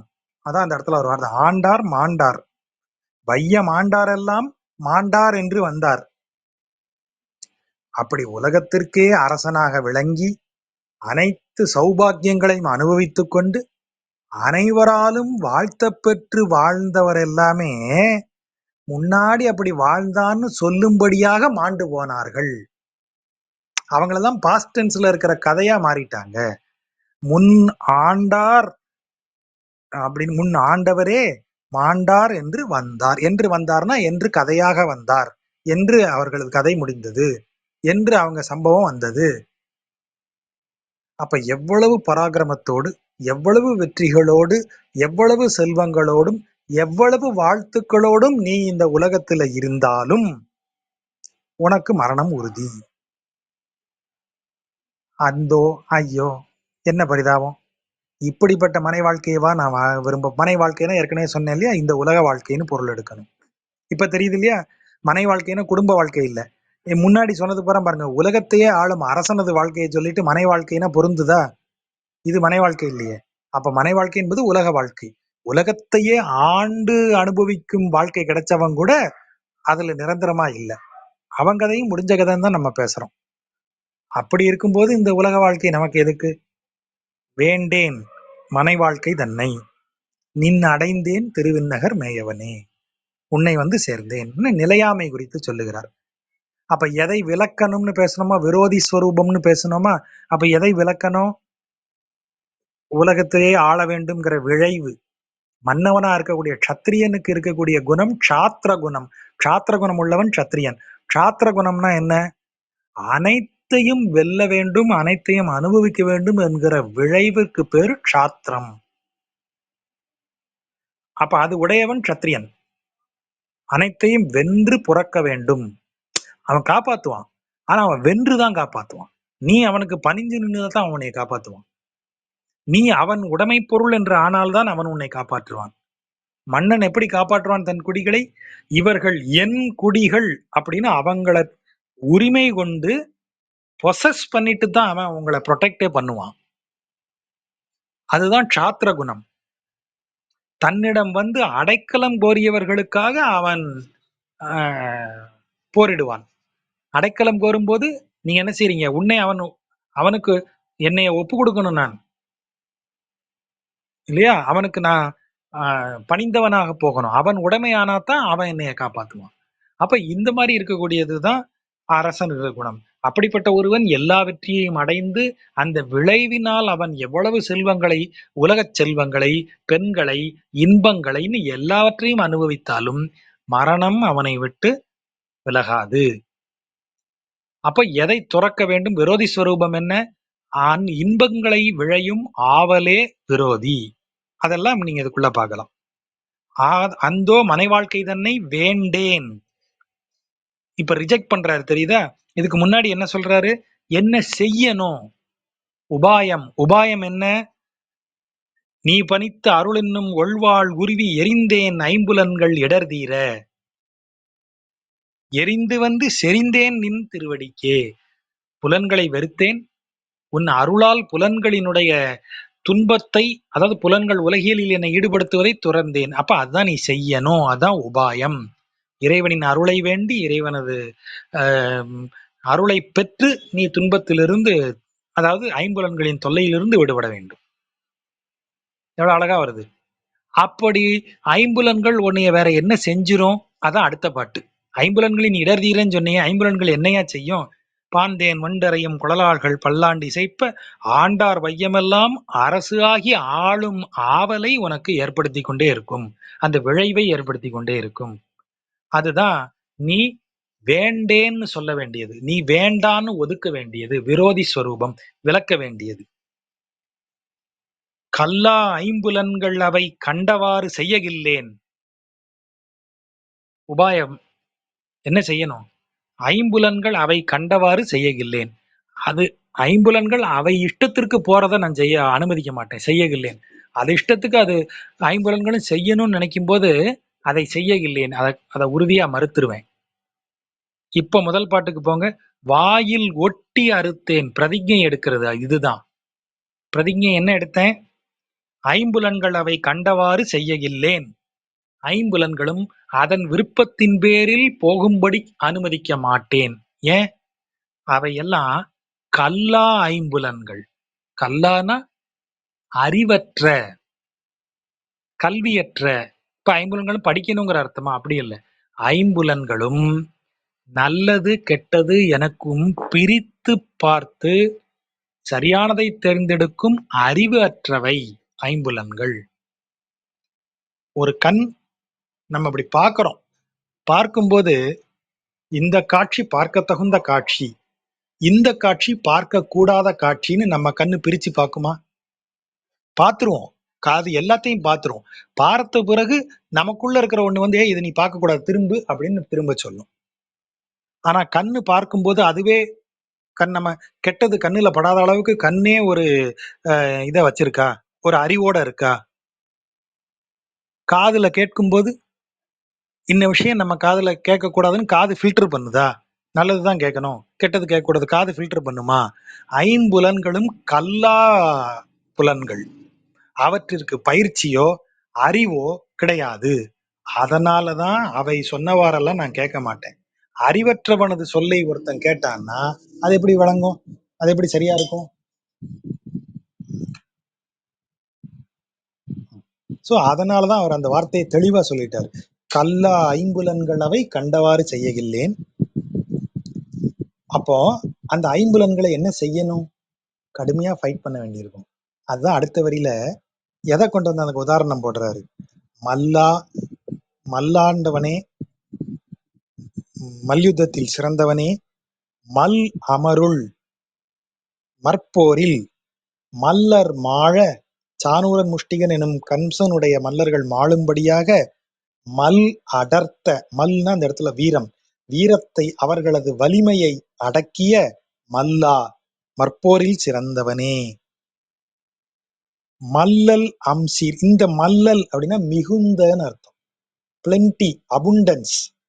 மல்லல் அம் சீர். அம் என்றால் அழகிய, சீர்னா பெருமை. மிகுந்த அழகின் பெருமை கொண்ட மதில் நீர், நீரே மதிலெனச் சூழ்ந்த தீவு இல்லையா இலங்கை. ஆகவே இலங்கைக்கு மதிலாக நீரே இருக்கிறது. ஆகவேதான் மதில் நீர் இலங்கை. நீரால் சூழப்பட்டு நீரே மதில் போல் விளங்கக்கூடிய இலங்கையை அழித்த வில்லா, வில் வல்லவனே, நின் அடைந்தேன், உன்னை அடைந்தேன். இப்போ மல்லர்களையும் இலங்கையையும் அவர் என்னவா சொல்றாருன்னு பாருங்க. கல்லா ஐம்புலன்களையும் அது போன போக்குக்கு போக மாட்டேன். போனா என்ன நடக்கும்? அவை நம்ம உடலின் வலிமையே பெரிது, எவராலும் வெல்லப்பட முடியாததால் தாங்களே உலகத்துல மிக உயர்ந்தவர்கள்னு நினைச்ச மல்லர்களை இவன் வந்து அழிச்சான். புலன்களால் காவலிடப்பட்டு ஒரு தீவு போல தனித்து இருந்த அகந்தை, அகந்தைய சுத்தி எத்தனை இருக்கு. நான் அப்படிங்கிற அகம் தன்னை சுற்றி மகத் என்கிறதை உருவாக்கி வச்சு, அதை சுத்தி எத்தனைய உருவாக்கி வச்சிருக்கு. நம்ம அதை முன்பே பார்த்திருப்போம் இல்லையா? காமம், குரோதம், லோபம், மோகம், மதம், மாத்சரியம், அஞ்ஞானம், அசூயை, இப்படி எத்தனை விஷயம் அதை சுத்தி சுத்தி சுத்தி இருக்கு. இது எல்லாத்துக்கும் நடுவுல அப்படியே ஒரு நியூக்ளியஸ் கோர் மாதிரி உள்ள உட்கார்ந்துருக்கிற ஆளு அந்த அகம், நான் என்கிற உணர்வு. அந்த இடத்த போய் நீள் மதில், நீராலான மதில், அதுவும் அழகிய மதில், அதுவும் மிகச் சிறப்பு வாய்ந்த மதில், அதுவும் மிகுந்த சிறப்புடைய மதில், அத்தனையும் தாண்டி அந்த ஊரை அடிச்சு உடைச்சவன் ராமன். ஆகவே நின் அடைந்தேன், நின் திருவடியை அடைந்தேன். அப்ப கல்லா ஐம்புலன்களும் என்னை எங்க கொண்டு வச்சிரும்? மல்லர்களைப் போல வெறும் வீங்கிய அகந்தை கொண்டவர்களாக ஆக்கி வைக்கும். அப்ப வல்லமையை அடக்கி மல்லடர்த்த மல்லன், இந்த வீரமை, இந்த வீங்கிய அகந்தையை அடிச்சு உடைக்கிறவனா இறைவன் தான் வருவான். இந்த கல்லா ஐம்புலன்கள் எனக்கு சிறு வெற்றிகளை கொடுத்து, உலகியல் வெற்றிகளை கொடுத்து, என்னை இலங்கை தீவு மாதிரி அப்படி சுத்தி நீலால் நிறைந்து நான் ரொம்ப பாதுகாப்பா இருக்கேன், நான் தான் உலகத்திலே சிறந்தவனா இருக்கேன், என்னை எதிர்ப்பவர் இல்லை, வெல்பவர் இல்லை அப்படின்னு பெருமையும் அழகும் எல்லாம் கொண்டு உட்கார்ந்து இருந்தேன்னாலும் ஒரே ஒற்றை வில்லால அதை அடிச்சு உடைச்சிருவான். அப்பேற்பட்ட இறைவன்.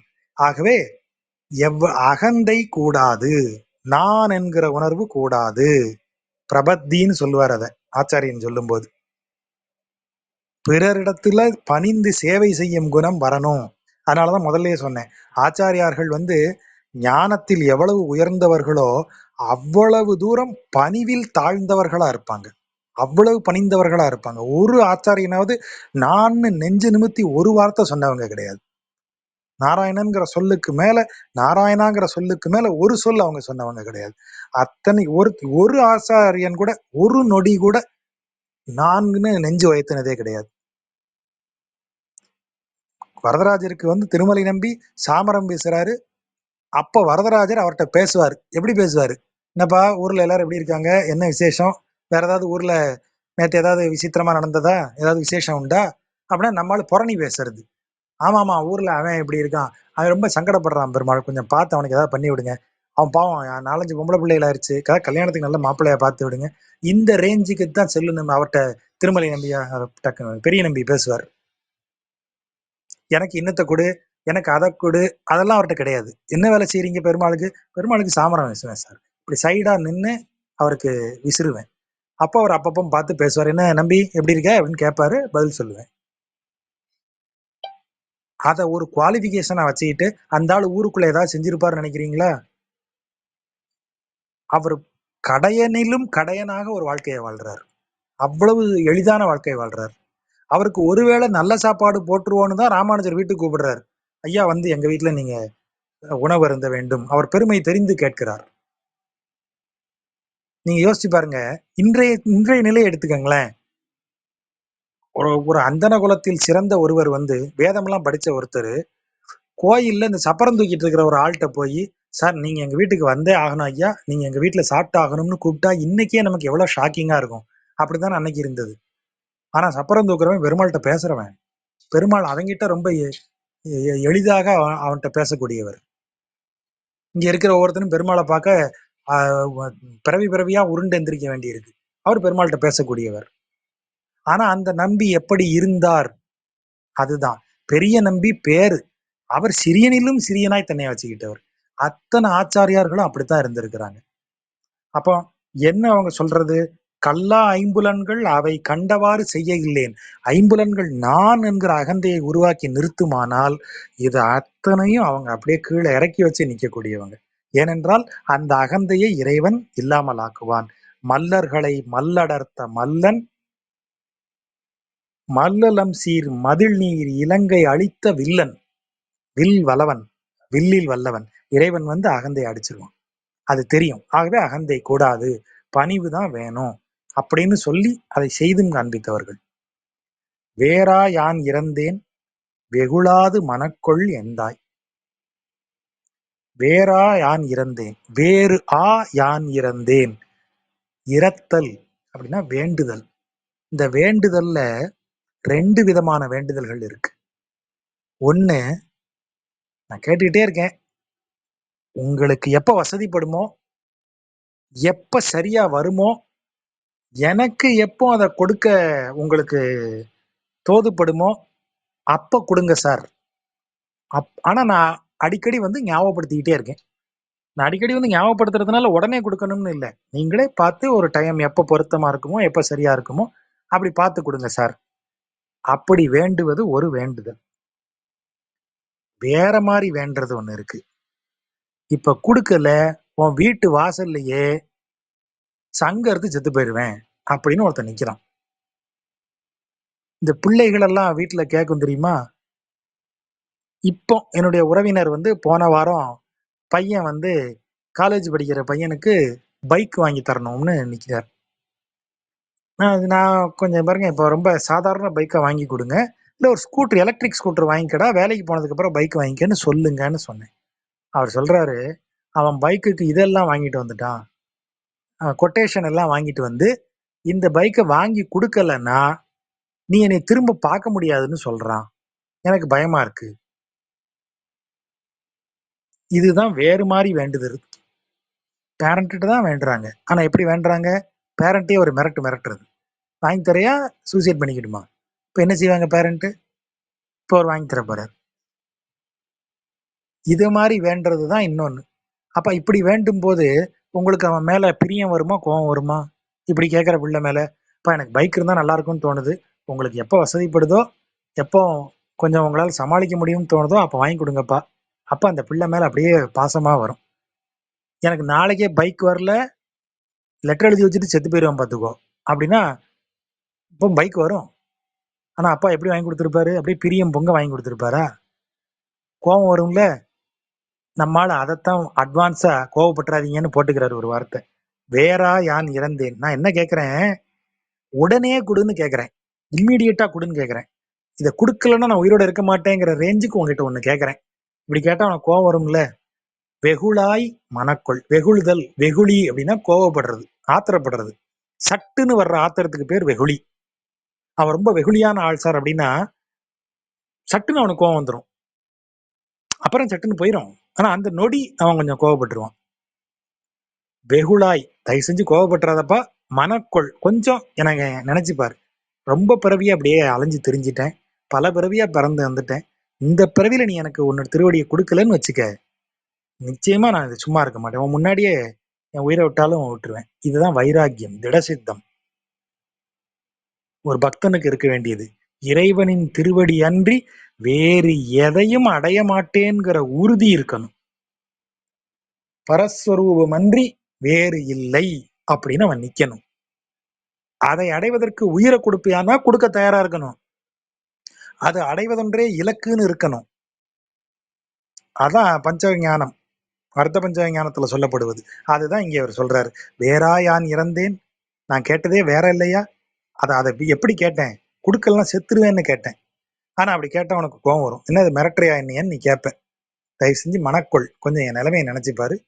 வெகுளாய், கோவப்படாத. வெகுளாது மனக்கொள், கோவப்படாம நினைச்சுப்பாரு.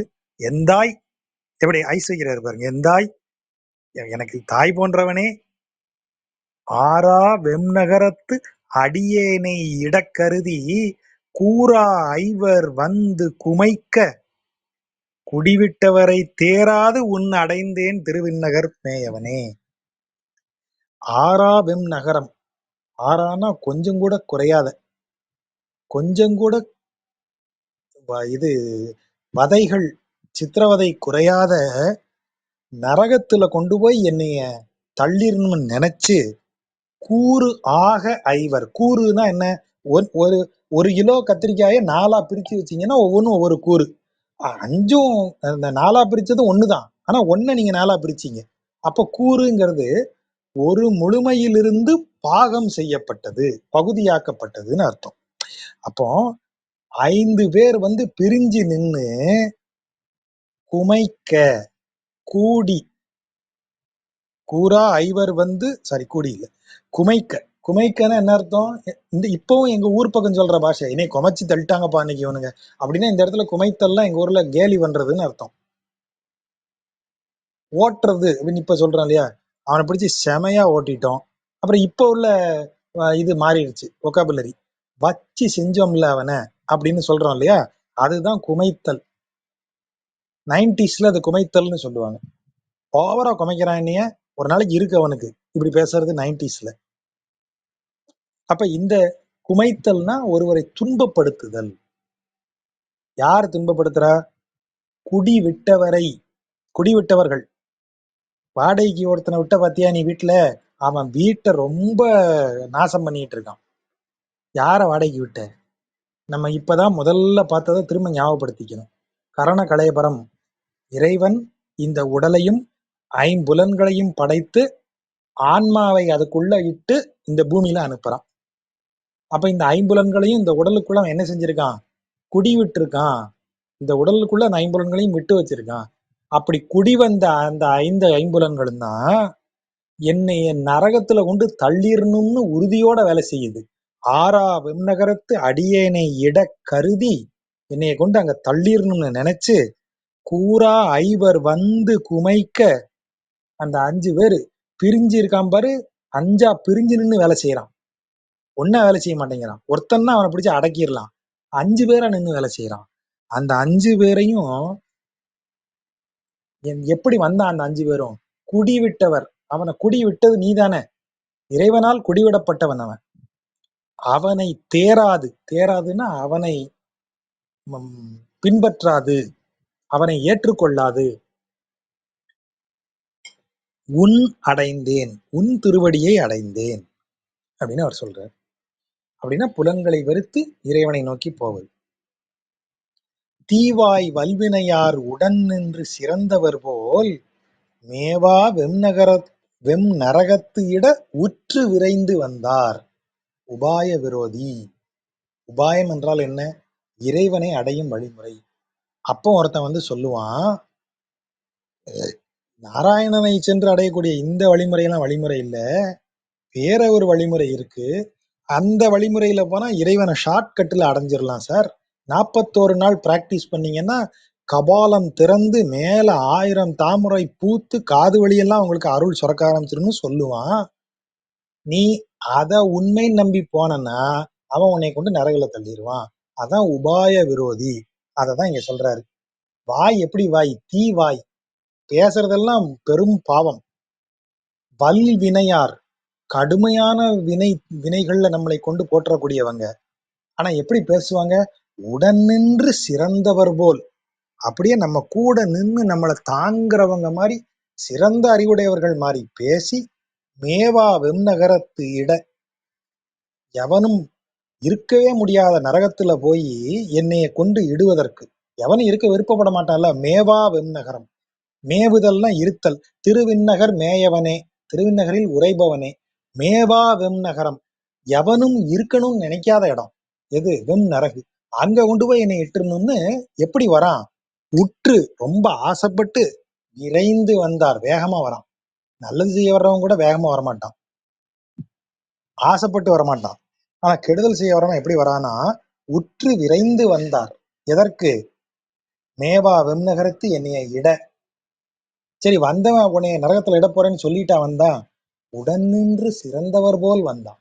கூடவே நின்று என்னை பெத்தவங்க கூட இப்படி செய்ய மாட்டானப்பா, அந்த மாதிரி செய்யறதா சொல்லி வந்தான். பேச்சு எப்படி இருந்ததுங்கிறீங்க? அருமையா பேசினான். ஆனா அவ்வளவும் அனர்த்தம். தீவாய் வல்வினையார். அப்படிப்பட்டவங்களெல்லாம் நான் என்ன செஞ்சேன்? விலகி விட்டேன். மூவா வானவர்தம் முதல்வா. மூவா, மூப்படையாத. அதான் சொன்னோம் இல்லையா, காலத்திற்கு உட்பட்டவர்களுக்கு தான் மூப்பு வரும்.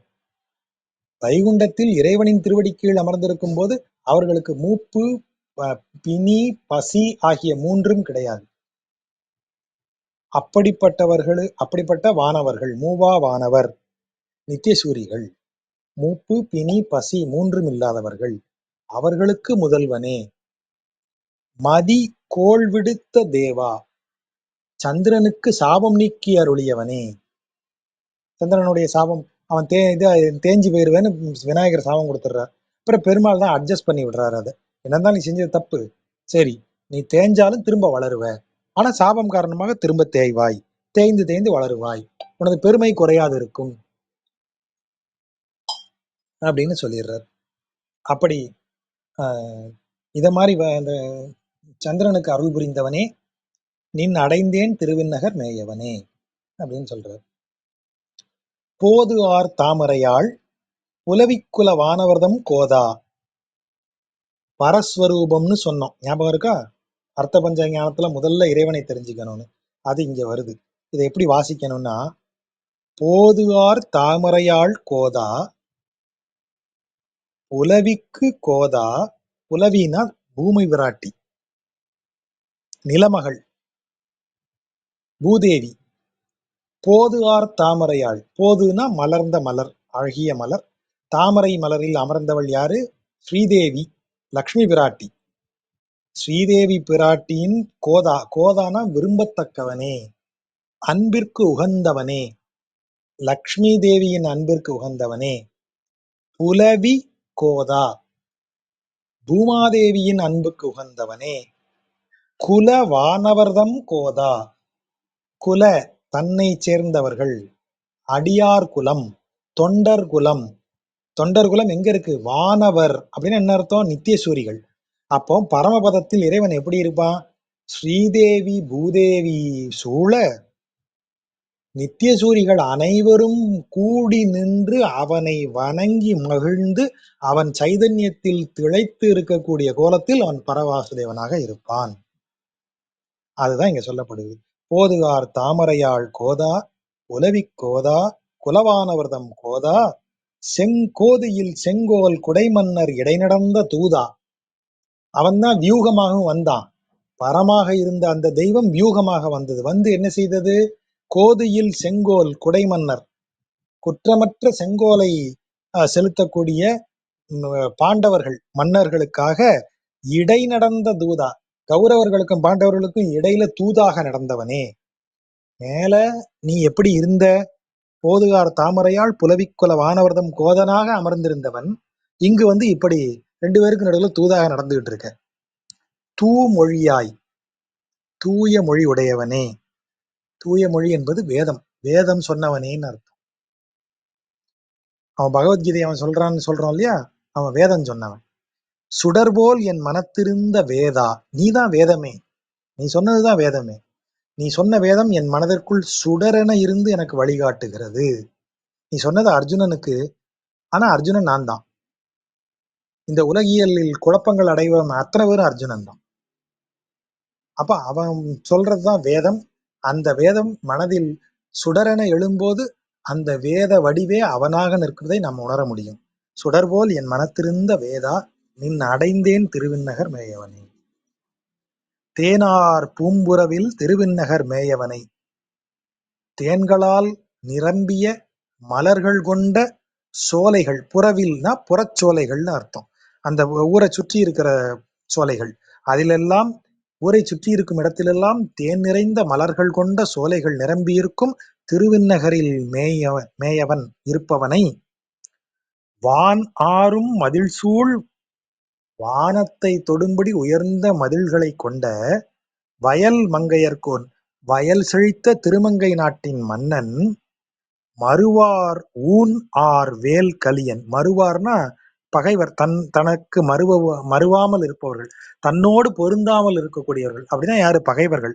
பகைவர்களின் ஊன், அவர்களது உடலுக்குள் ஆர்வேல் பாயும் வேலை ஏந்திய, பகைவர்களின் உடலில் பாயும் வேலை ஏந்திய கலியன், வானாரும் மதில்சூழ் வயல் மங்கை நாட்டின் தலைவனும், பகைவர்களின் உடலை துளைக்கும் வேலை ஏந்தியவனுமாகிய கலியன், ஒலிசை தமிழ் மாலை வல்லார், அவன் பாடிய பாடல்களை பாட வல்லவர்கள், கோனாய், கோன் என்றால் மன்னன், மன்னனாகி, அதாவது பூமியில் மன்னனாகி, பூமியில் எல்லா சௌகரியங்களையும் அனுபவித்து, வானவர்தம் கொடிமாநகர் கூடுவரே. வானத்தில் இருக்கக்கூடிய கொடிமாநகர் என்ன? திருவைகுண்டம். வானவர்னா இந்த இடத்துல நித்தியசூரிகள். பூமியில் வாழும்போது இந்த 10 பாடல்களையும் பாடியவர்கள், உணர்ந்து பாடியவர்கள், பூமியில் எல்லா சௌகரியங்களையும் அனுபவித்து, அப்புறம் வானத்தில் வைகுண்டத்தில் நித்தியசூரிகளோடு இணைந்து எப்போதும் மகிழ்ந்திருப்பார்கள் அப்படின்னு முடிக்கிறார். கொஞ்சம் அதிகமா போயிடுச்சுன்னு நினைக்கிறேன். பொறுமையா கேட்ட நண்பர்களுக்கு நன்றி. நன்றி ஜெஜா. ரொம்ப விளக்கமான அருமையான உரை. கீழே இருக்க நண்பர்களுக்கு ஏதாவது கேள்விகள் இருந்தா ஹேண்ட் ரைஸ் பண்ணுங்க. இங்க யாருக்காவது கொஷின்ஸ் இருந்தாலும் அல்லது வேற ஏதாவது சொல்லணும்னு இருந்தாலும் சொல்லலாம்.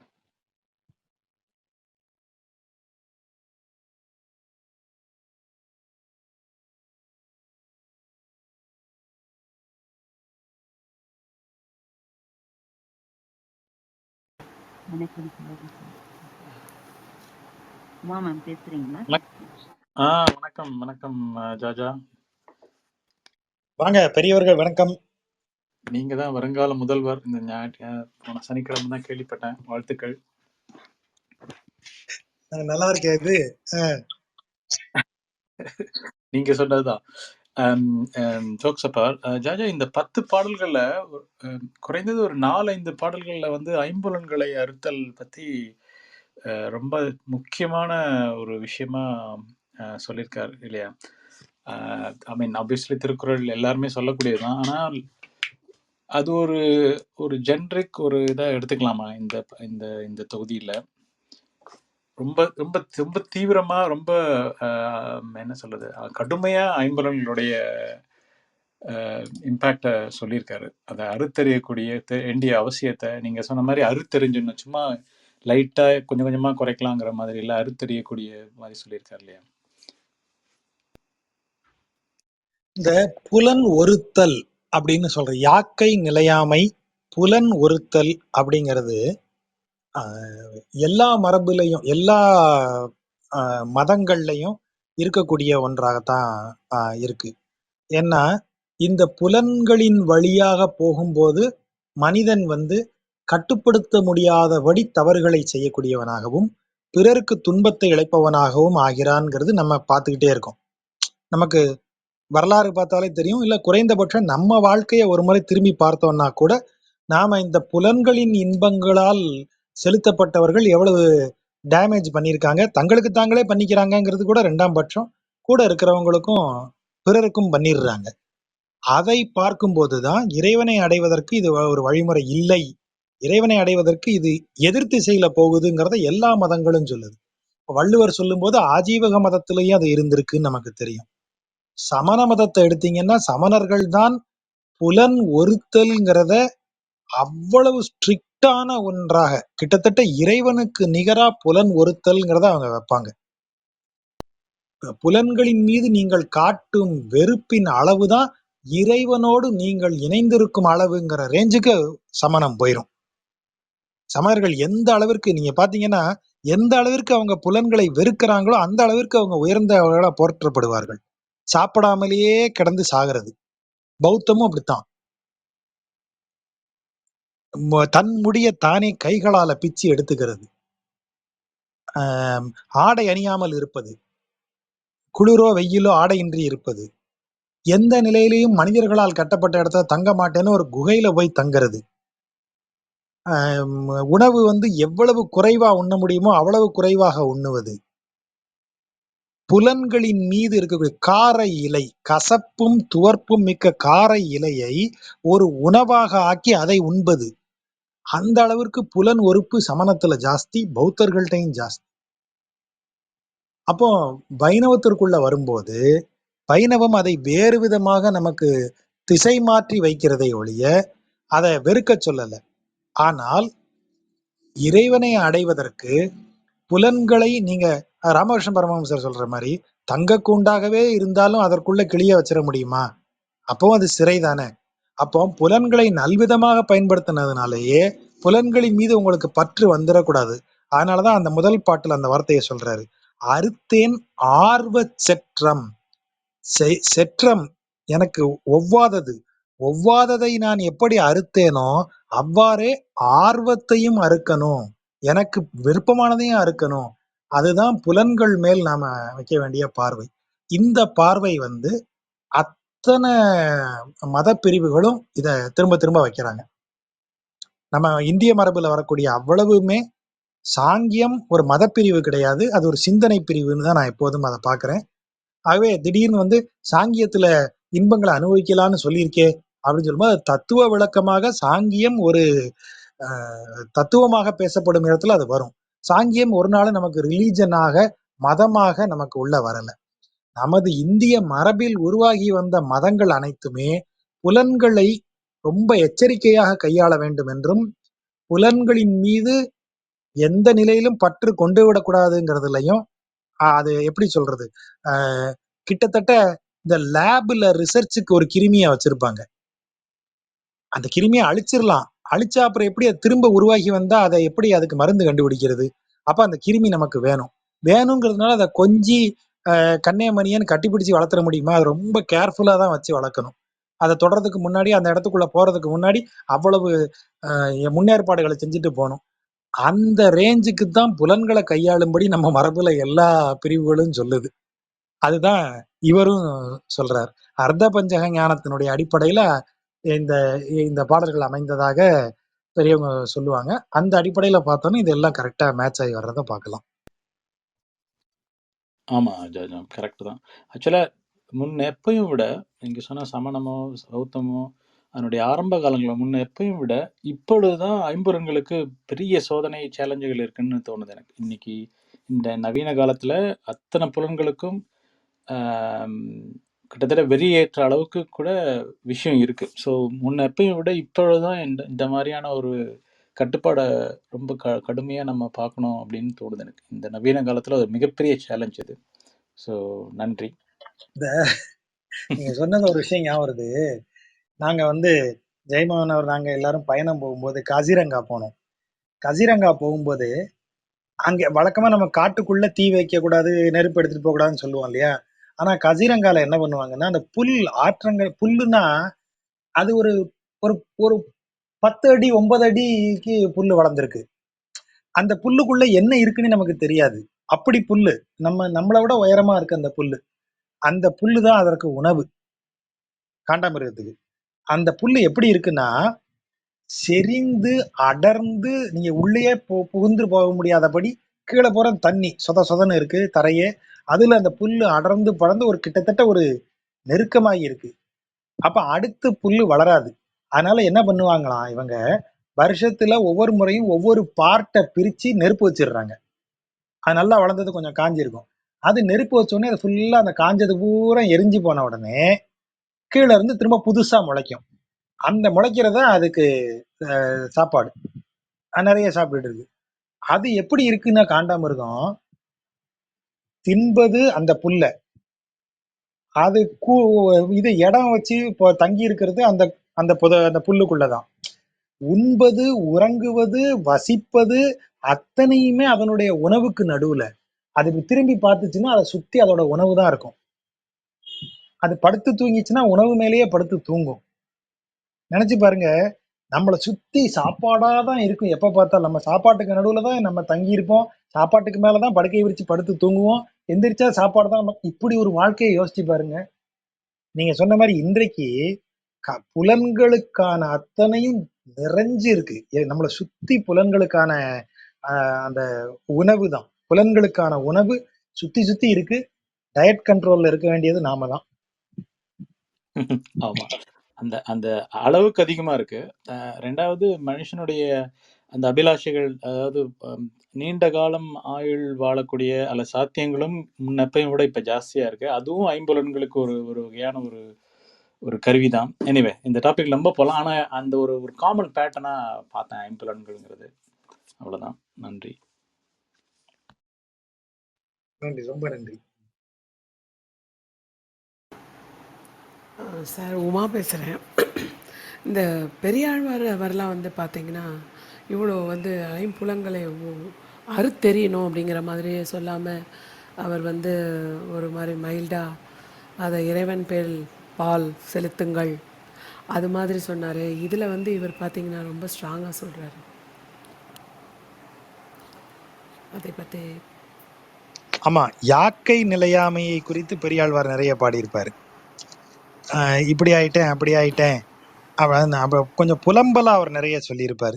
எத்தனை காலமும் எத்தனை ஒளியும் இன்றொடு நாளையென்றே இத்தனை காலமும் போய் கிரிப்பட்டேன் இனி உன்னை போகலொட்டேன் மைத்துனன்மார்களை வாழ்வித்து மாற்றுலர் நூற்றுவரை கெடுத்தாய் சித்தம் நின் பாலது அரிதியென்றே திருமாலிருஞ்சோலை எந்தாய். இது வந்து பெரியாழ்வார். அவர் பாடும்போது அந்த இடம் அப்படியே வந்து தெரியும். வளைத்து வைத்தேன் இனி போகலொட்டேன், அந்த மாதிரிலாம் அவர் வந்து ரொம்ப இதாகத்தான் வந்து பாடுவார். துக்க சுழலையை சூழ்ந்து கிடந்த வலையை அறப்பறித்து புக்கினில் புக்கு உன்னை கண்டு கொண்டேன், அப்படியெல்லாம் அவர் பெருமாள்கிட்ட ரொம்ப மகிழ்ந்து பாடுவார். பெருமாளை பார்த்து பார்த்து சந்தோஷப்படுவார். ஆனா திருமங்கை ஆழ்வார் வந்து அடிப்படையில சத்திரியர் இல்லையா, ஆகவே வாள் எடுத்து வீசிதான் அவர் ஞானம் அடைகிறார். பெரியாழ்வார் வாயில வாள் எடுத்து வீசுறதே வராது. அவர் அந்தனர் மரபில் அவர் பார்வையில அவர் பெருமாளை போய் சேர்ந்தார்னா, திருமங்கை மன்னன் நீங்களே பாருங்க பெருமை, அவன் பெருமை என்ன, மறுவார் ஊனார் வேல் கலியன். இதுக்கு முன்னாடி உள்ள பாட்டுலாம் தெரியுமே, கரை மாறாத வேல் உடையவன். என்ன கரை? ரத்தக்கரை மாறாத வேல் உடையவன். யாரு? இறைவனின் பெரும் பக்தன். அப்ப இவர் வந்து கொஞ்சம் அதிரடி வழிமுறைகள், நம்ம நம்ம வந்து பயப்படக்கூடிய வழிமுறைகள் எல்லாம் துணிந்து கடைபிடிக்கக்கூடிய ஆளு, துணிச்சலா இறங்கக்கூடிய ஆளு கலியன். ஆகவேதான் கலியன் சொல்லும் போது இவ்வளவு ஸ்ட்ராங்கா சொல்றார். பெரியாழ்வார் கொஞ்சம் சாஃப்ட், அதனால அவர் அந்த மெத்தட்ல சொல்லுவார். அந்த டிஃபரன்ஸ் ரொம்ப கரெக்ட்.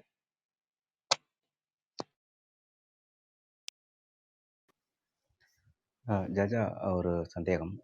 கடவுள்கிட்டயே போய் உன் அடைந்தேன் உன்னை அடைந்தேன் என்னை அடைந்தேன்னு சொல்லி திரும்ப திரும்ப சொல்றதோட அந்த பொருளை எப்படி பார்க்க முடியும்? அதாவது வைணவ சம்பிரதாயத்துல ஒண்ணு உண்டு. நீங்க பெரியாழ்வார் பாசுரங்கள்ல ஒரு பாசுரத்துல அது ரொம்ப தெளிவா சொல்லியிருப்பார். அது இந்த இதுல நான் வந்து அக்கறை தாண்டி வந்துட்டேன் இந்த சம்சார துக்கத்துல இருந்து, ஆனாலும் உன்னுடைய அக்கறை என்னும் அனத்த கடலுள் அழுந்தி உன் பேரருளால் இக்கரை ஏறி இழைத்திருந்தேனே அஞ்சேல் என்று கைகவியாய் அப்படின்னு கேட்பார்.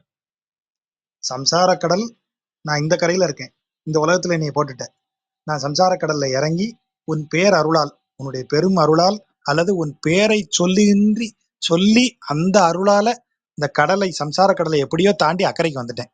இப்ப சம்சார கடலை தாண்டி அக்கறைக்கு வந்துட்டா எனக்கு முக்தி கிடைக்கணும்ல. ஆனா அப்படி நான் கிளைம் பண்ண முடியாது. நான் தான் சம்சார கடலை தாண்டிட்டேனே, where is Mukti, where is my சீட்டுன்னுலாம் நீங்க கேட்க முடியாது. அது பெருமாளுடைய ஹோல் டிஸ்கிரிஷன். நீங்க சம்சார கடலை தாண்டிட்டீங்கிறதோ, சம்சார கடலை தாண்டவில்லை என்றாலோ, நீங்க வந்து 4 வேதங்களையும் படித்து விட்டோம் என்றாலோ, நான் வந்து இத்தனை யாகங்கள் செய்தேன்னு கிளைம் பண்ணாலோ, இது எதையும் பெருமாள் கேட்கணுங்கிற அவசியம் இல்லை. அவரா டிசைட் பண்ணி ஓகே உனக்கு சீட்டு உண்டுன்னு சொன்னாதான் சீட்டு உண்டு. அப்போ பெருமாளை இவர் பெரியாழ்வார் என்ன கேட்கிறாரு, இக்கரை ஏறி இழைத்திருந்தேன், சம்சார கடலை தாண்டி வந்துட்டேன், அப்புறம் ஏன் இழைப்புன்னா இந்த இடத்துல பதட்டம், ஆங்ஸைட்டி. ஏன் இவ்வளவு ஆங்ஸைட்டியா இருக்க அப்படின்னா, பெருமாள் இங்க வந்து உனக்கு இல்லைன்னு சொல்லிட்டாருன்னா என்ன செய்ய, அஞ்சேல் என்று கை கவியாய். இல்லப்பா உனக்கு சீட்டு உண்டு, நீ சொல்ல கூட வேண்டாம், கையை காட்டு போதும், பாத்துக்கிறேன், கையை மட்டும் அசை, அதுவே எனக்கு போதும். அஞ்சேல் என்று கை கவியாய், அப்படி பண்ண மாட்டியான்னு கேட்கிறாரு.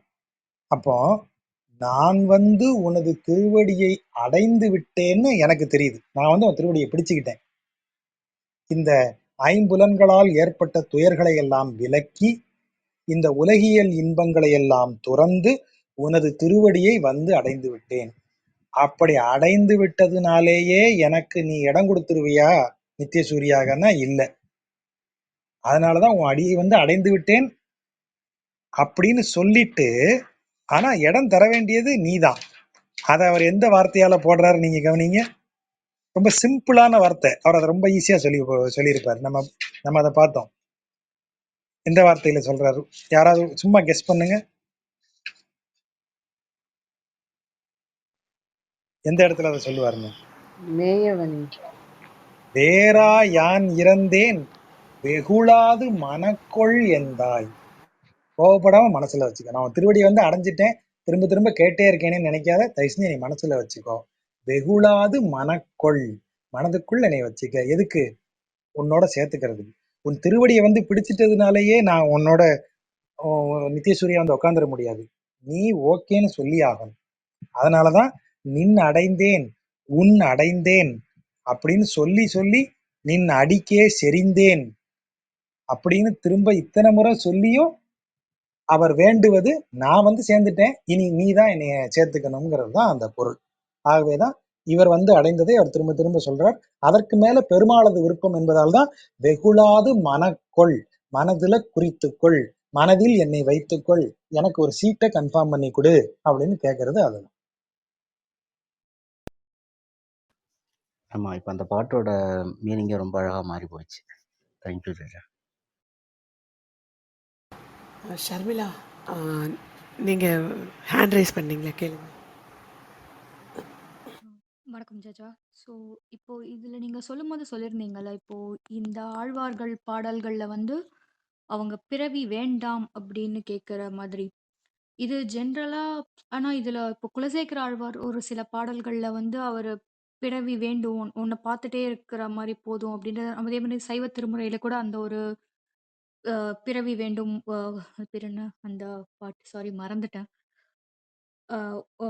உன்னோட பாதம் காண்றதுக்கு அது போறோம் அப்படின்ற மாரி. ஸோ இந்த டிஃபரன்ஸ் எந்த இடத்துல ஜாஜா ஆக்சுவலா ரைஸ் ஆகுது? பிறவி வேண்டாம், இல்லன்னா பிறவி வேணும் அப்படின்ற அந்த ஒரு டிஃபரன்ஸ் வேண்டறதுக்கு எந்த இடத்துல அது ஒரு மைன்யூட் டிஃபரன்ஸா மாறுது?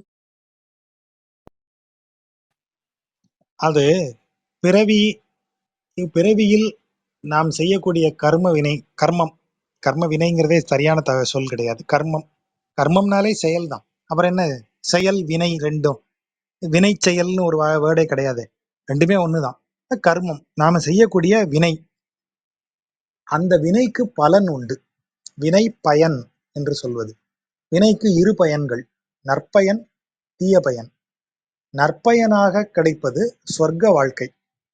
நான் இந்த பிறவியில ரொம்ப புண்ணியம் செய்தவனாகவும் பிறருக்கு உதவுபவனாகவும் இருந்தேன்னு சொன்னா, இந்த பிறவி முடிஞ்சதும் என்னைய சொர்க்கத்துல கொண்டு வைப்பாங்க. அது நம்ம ஏற்கனவே சொன்ன மாதிரி இந்த இதெல்லாம் பேர் என்ன, இந்த மொபைலுக்கு எல்லாம் இது பண்ணி விடுறோம் இல்லையா, ரீசார்ஜ் பண்ணி விடுற மாதிரி, எவ்வளவு தூரத்துக்கு நம்ம ரீசார்ஜ் பண்ணோமோ அத்தனை நாளைக்கு வேலிடிட்டி. அதை மாதிரி இங்க பண்ண புண்ணியத்தின் அளவிற்கு ஏற்றாற் போல் சொர்க்கத்துல இருந்துட்டு, அப்புறம் சொர்க்கத்துல இருந்து எப்ப வேலிடிட்டி முடிஞ்சது, பழையபடி பிறவியாப்போ ஒரே ஒரு இது என்ன சலுகை என்னன்னா, போன பிறவியில நல்லது பண்ணதுனால ஒரு பெட்டர் பிறவி இந்த தடவை உனக்கு தரேன் அப்படின்னு கொடுப்பாங்க. ஆனா பிறவியிலிருந்து நீங்க விலக முடியாது.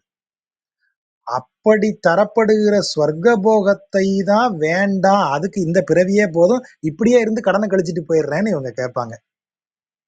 இப்போ நீங்க சொல்ற மாதிரி இந்த பாட்டு இருக்கு இல்லையா, பச்சைமா மலை போல் மேனி பாலவாய் கமலச்சங்கன் அச்சுதா அமரரே ஆயிரதம் குழந்தே என்னும் இச்சுவை தவிர யான் போய் அச்சுவை பெரினும் வேண்டேன் அரங்கமான. எச்சுவை பெரினும் வேண்டேன், வானத்துல இருக்கக்கூடிய சொர்க்க போகங்கள், அதான் அச்சுவை.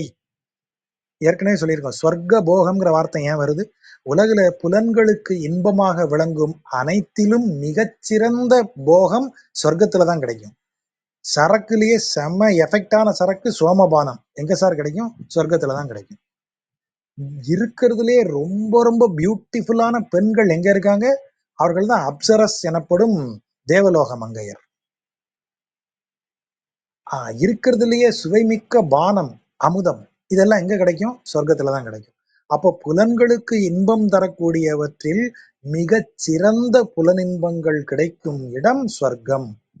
அச்சுவை, சுவைன்னு சொல்லும் போதே அனுபவித்தல்ங்கிற ஒரு பொருள் வந்துருது. அப்போ அந்த இடத்துல போய் சொர்க்கத்துல அனுபவிக்கக்கூடிய சுகமெல்லாம் எனக்கு வேண்டாம். உன்னுடைய மேனி அழகுல ஈடுபட்டு இங்கேயே இருந்துக்கிறேன். பச்சை மாமலை போல் பேணி பவளவாய் கமலச்செங்கன் அச்சுதா அமரர் ஏரே என்னும் இச்சுவை.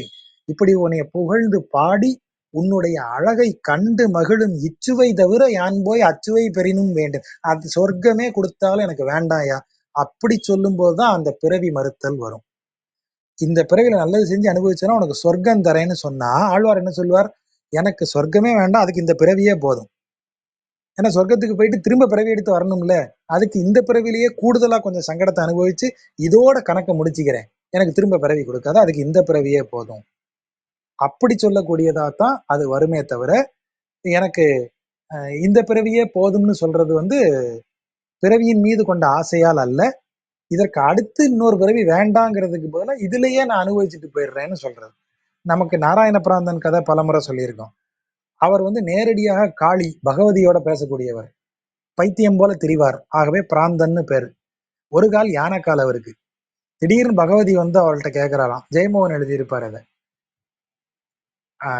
எப்பா உனக்கு ஏதாவது நான் செய்யணுமே? இல்ல ஒண்ணும் வேண்டாம், எல்லாமே நல்லா தானே வச்சிருக்கேன், என்னைய நான் நல்லா தானே இருக்கேன். இல்ல பிச்சை எடுத்து சாப்பிட்ற மாதிரி. பிச்சை எடுத்தா என்ன, வேலை வேலைக்கு என் வயிற்றுக்கு சோத்த போட்டுறல, எனக்கு வேற என்ன வேணும்? சரி. இல்ல கால் உனக்கு இப்படி இருக்க, சரி ஒண்ணு வேணா பண்ணு. ரொம்ப நாளா வலது காலில் எனக்கு இந்த யானை கால் இருக்கு, வலது காலே ரொம்ப சிரமப்பட்டுக்கிட்டு இருக்கு. நீ ஒண்ணு பண்ணு, இடது காலுக்கு இதை மாத்தி விட்டுரு, கொஞ்ச நாளைக்கு வலது கால் ரெஸ்ட் எடுக்கட்டும், இடது கால் இவ்வளவு நாள் ரெஸ்ட் எடுத்ததுனால அது கொஞ்ச நேரம் யானை காலை சுமக்கட்டும். அப்படி கேட்கிறாராம். கேன மாதிரி இருக்கா? பிராந்தன்னா பிராந்தன் தான், பைத்தியம் தான். ஆனா யோசிச்சு பாருங்க, பைத்தியம் என்ன கேட்குது? நீ வாட்ட இந்த பிறவியில நான் அனுபவிக்க எந்த பிறவியில செஞ்ச கணக்கையோ இப்ப அனுபவிச்சு தீர்த்துக்கிட்டு இருக்கேன், நீ இதையும் விட்டுட்டேன்னு வச்சுக்க, அந்த கணக்கு வேற இடத்துல போய் உட்காந்துருக்கும், கேரி ஃபார்வேர்ட் ஆகி வேற இடத்துல உட்காந்துருக்கும். இந்த பிறவியில நான் நல்ல காலோட கழிச்சிட்டு போனேன்னா அந்த பழைய கணக்கை கழிக்கிறதுக்கு திரும்ப பிறக்கணும். இது எதுக்கு வம்பு? அதுவாட்ட அது இருந்துட்டு போகுது, இந்த பிறவியோட கணக்கை முடிச்சிருவோம். அதுதான் அவர் சொல்றது. மாற்ற முடியாது, வினைகளை மாற்ற முடியாது, வினை பயன்களை மாற்ற முடியாது. அதை அவங்க எவ்வளவு பெரிய ஞானியரும் அதை ஒப்பு கொடுத்து அதுக்கு செய்யறத நீங்க பார்க்கலாம். அதுதான் வந்து நம்ம இந்த இடத்துல கணக்குல எடுத்துக்க வேண்டியது. ஆகவே நமக்கு வந்து இந்த பிறவி வேண்டாம் என்று அவர்கள் சொல்லுவது வந்து, இன்னொரு பிறவி எனக்கு வேண்டாம்னு சொல்லும்போது நல்ல பிறவியா கொடுக்குறேன்னு சொன்னீங்கன்னா அவங்க உடனே என்ன சொல்லிடுவாங்க? இந்த பிறவியே போதும்னு சொல்லிடுவாங்க. இப்படித்தான் வரும். அதை நீங்க அந்த பாடல்களை கான்டெக்ஸ்டோட பாருங்க, அது அந்த பொருள் புரியும்.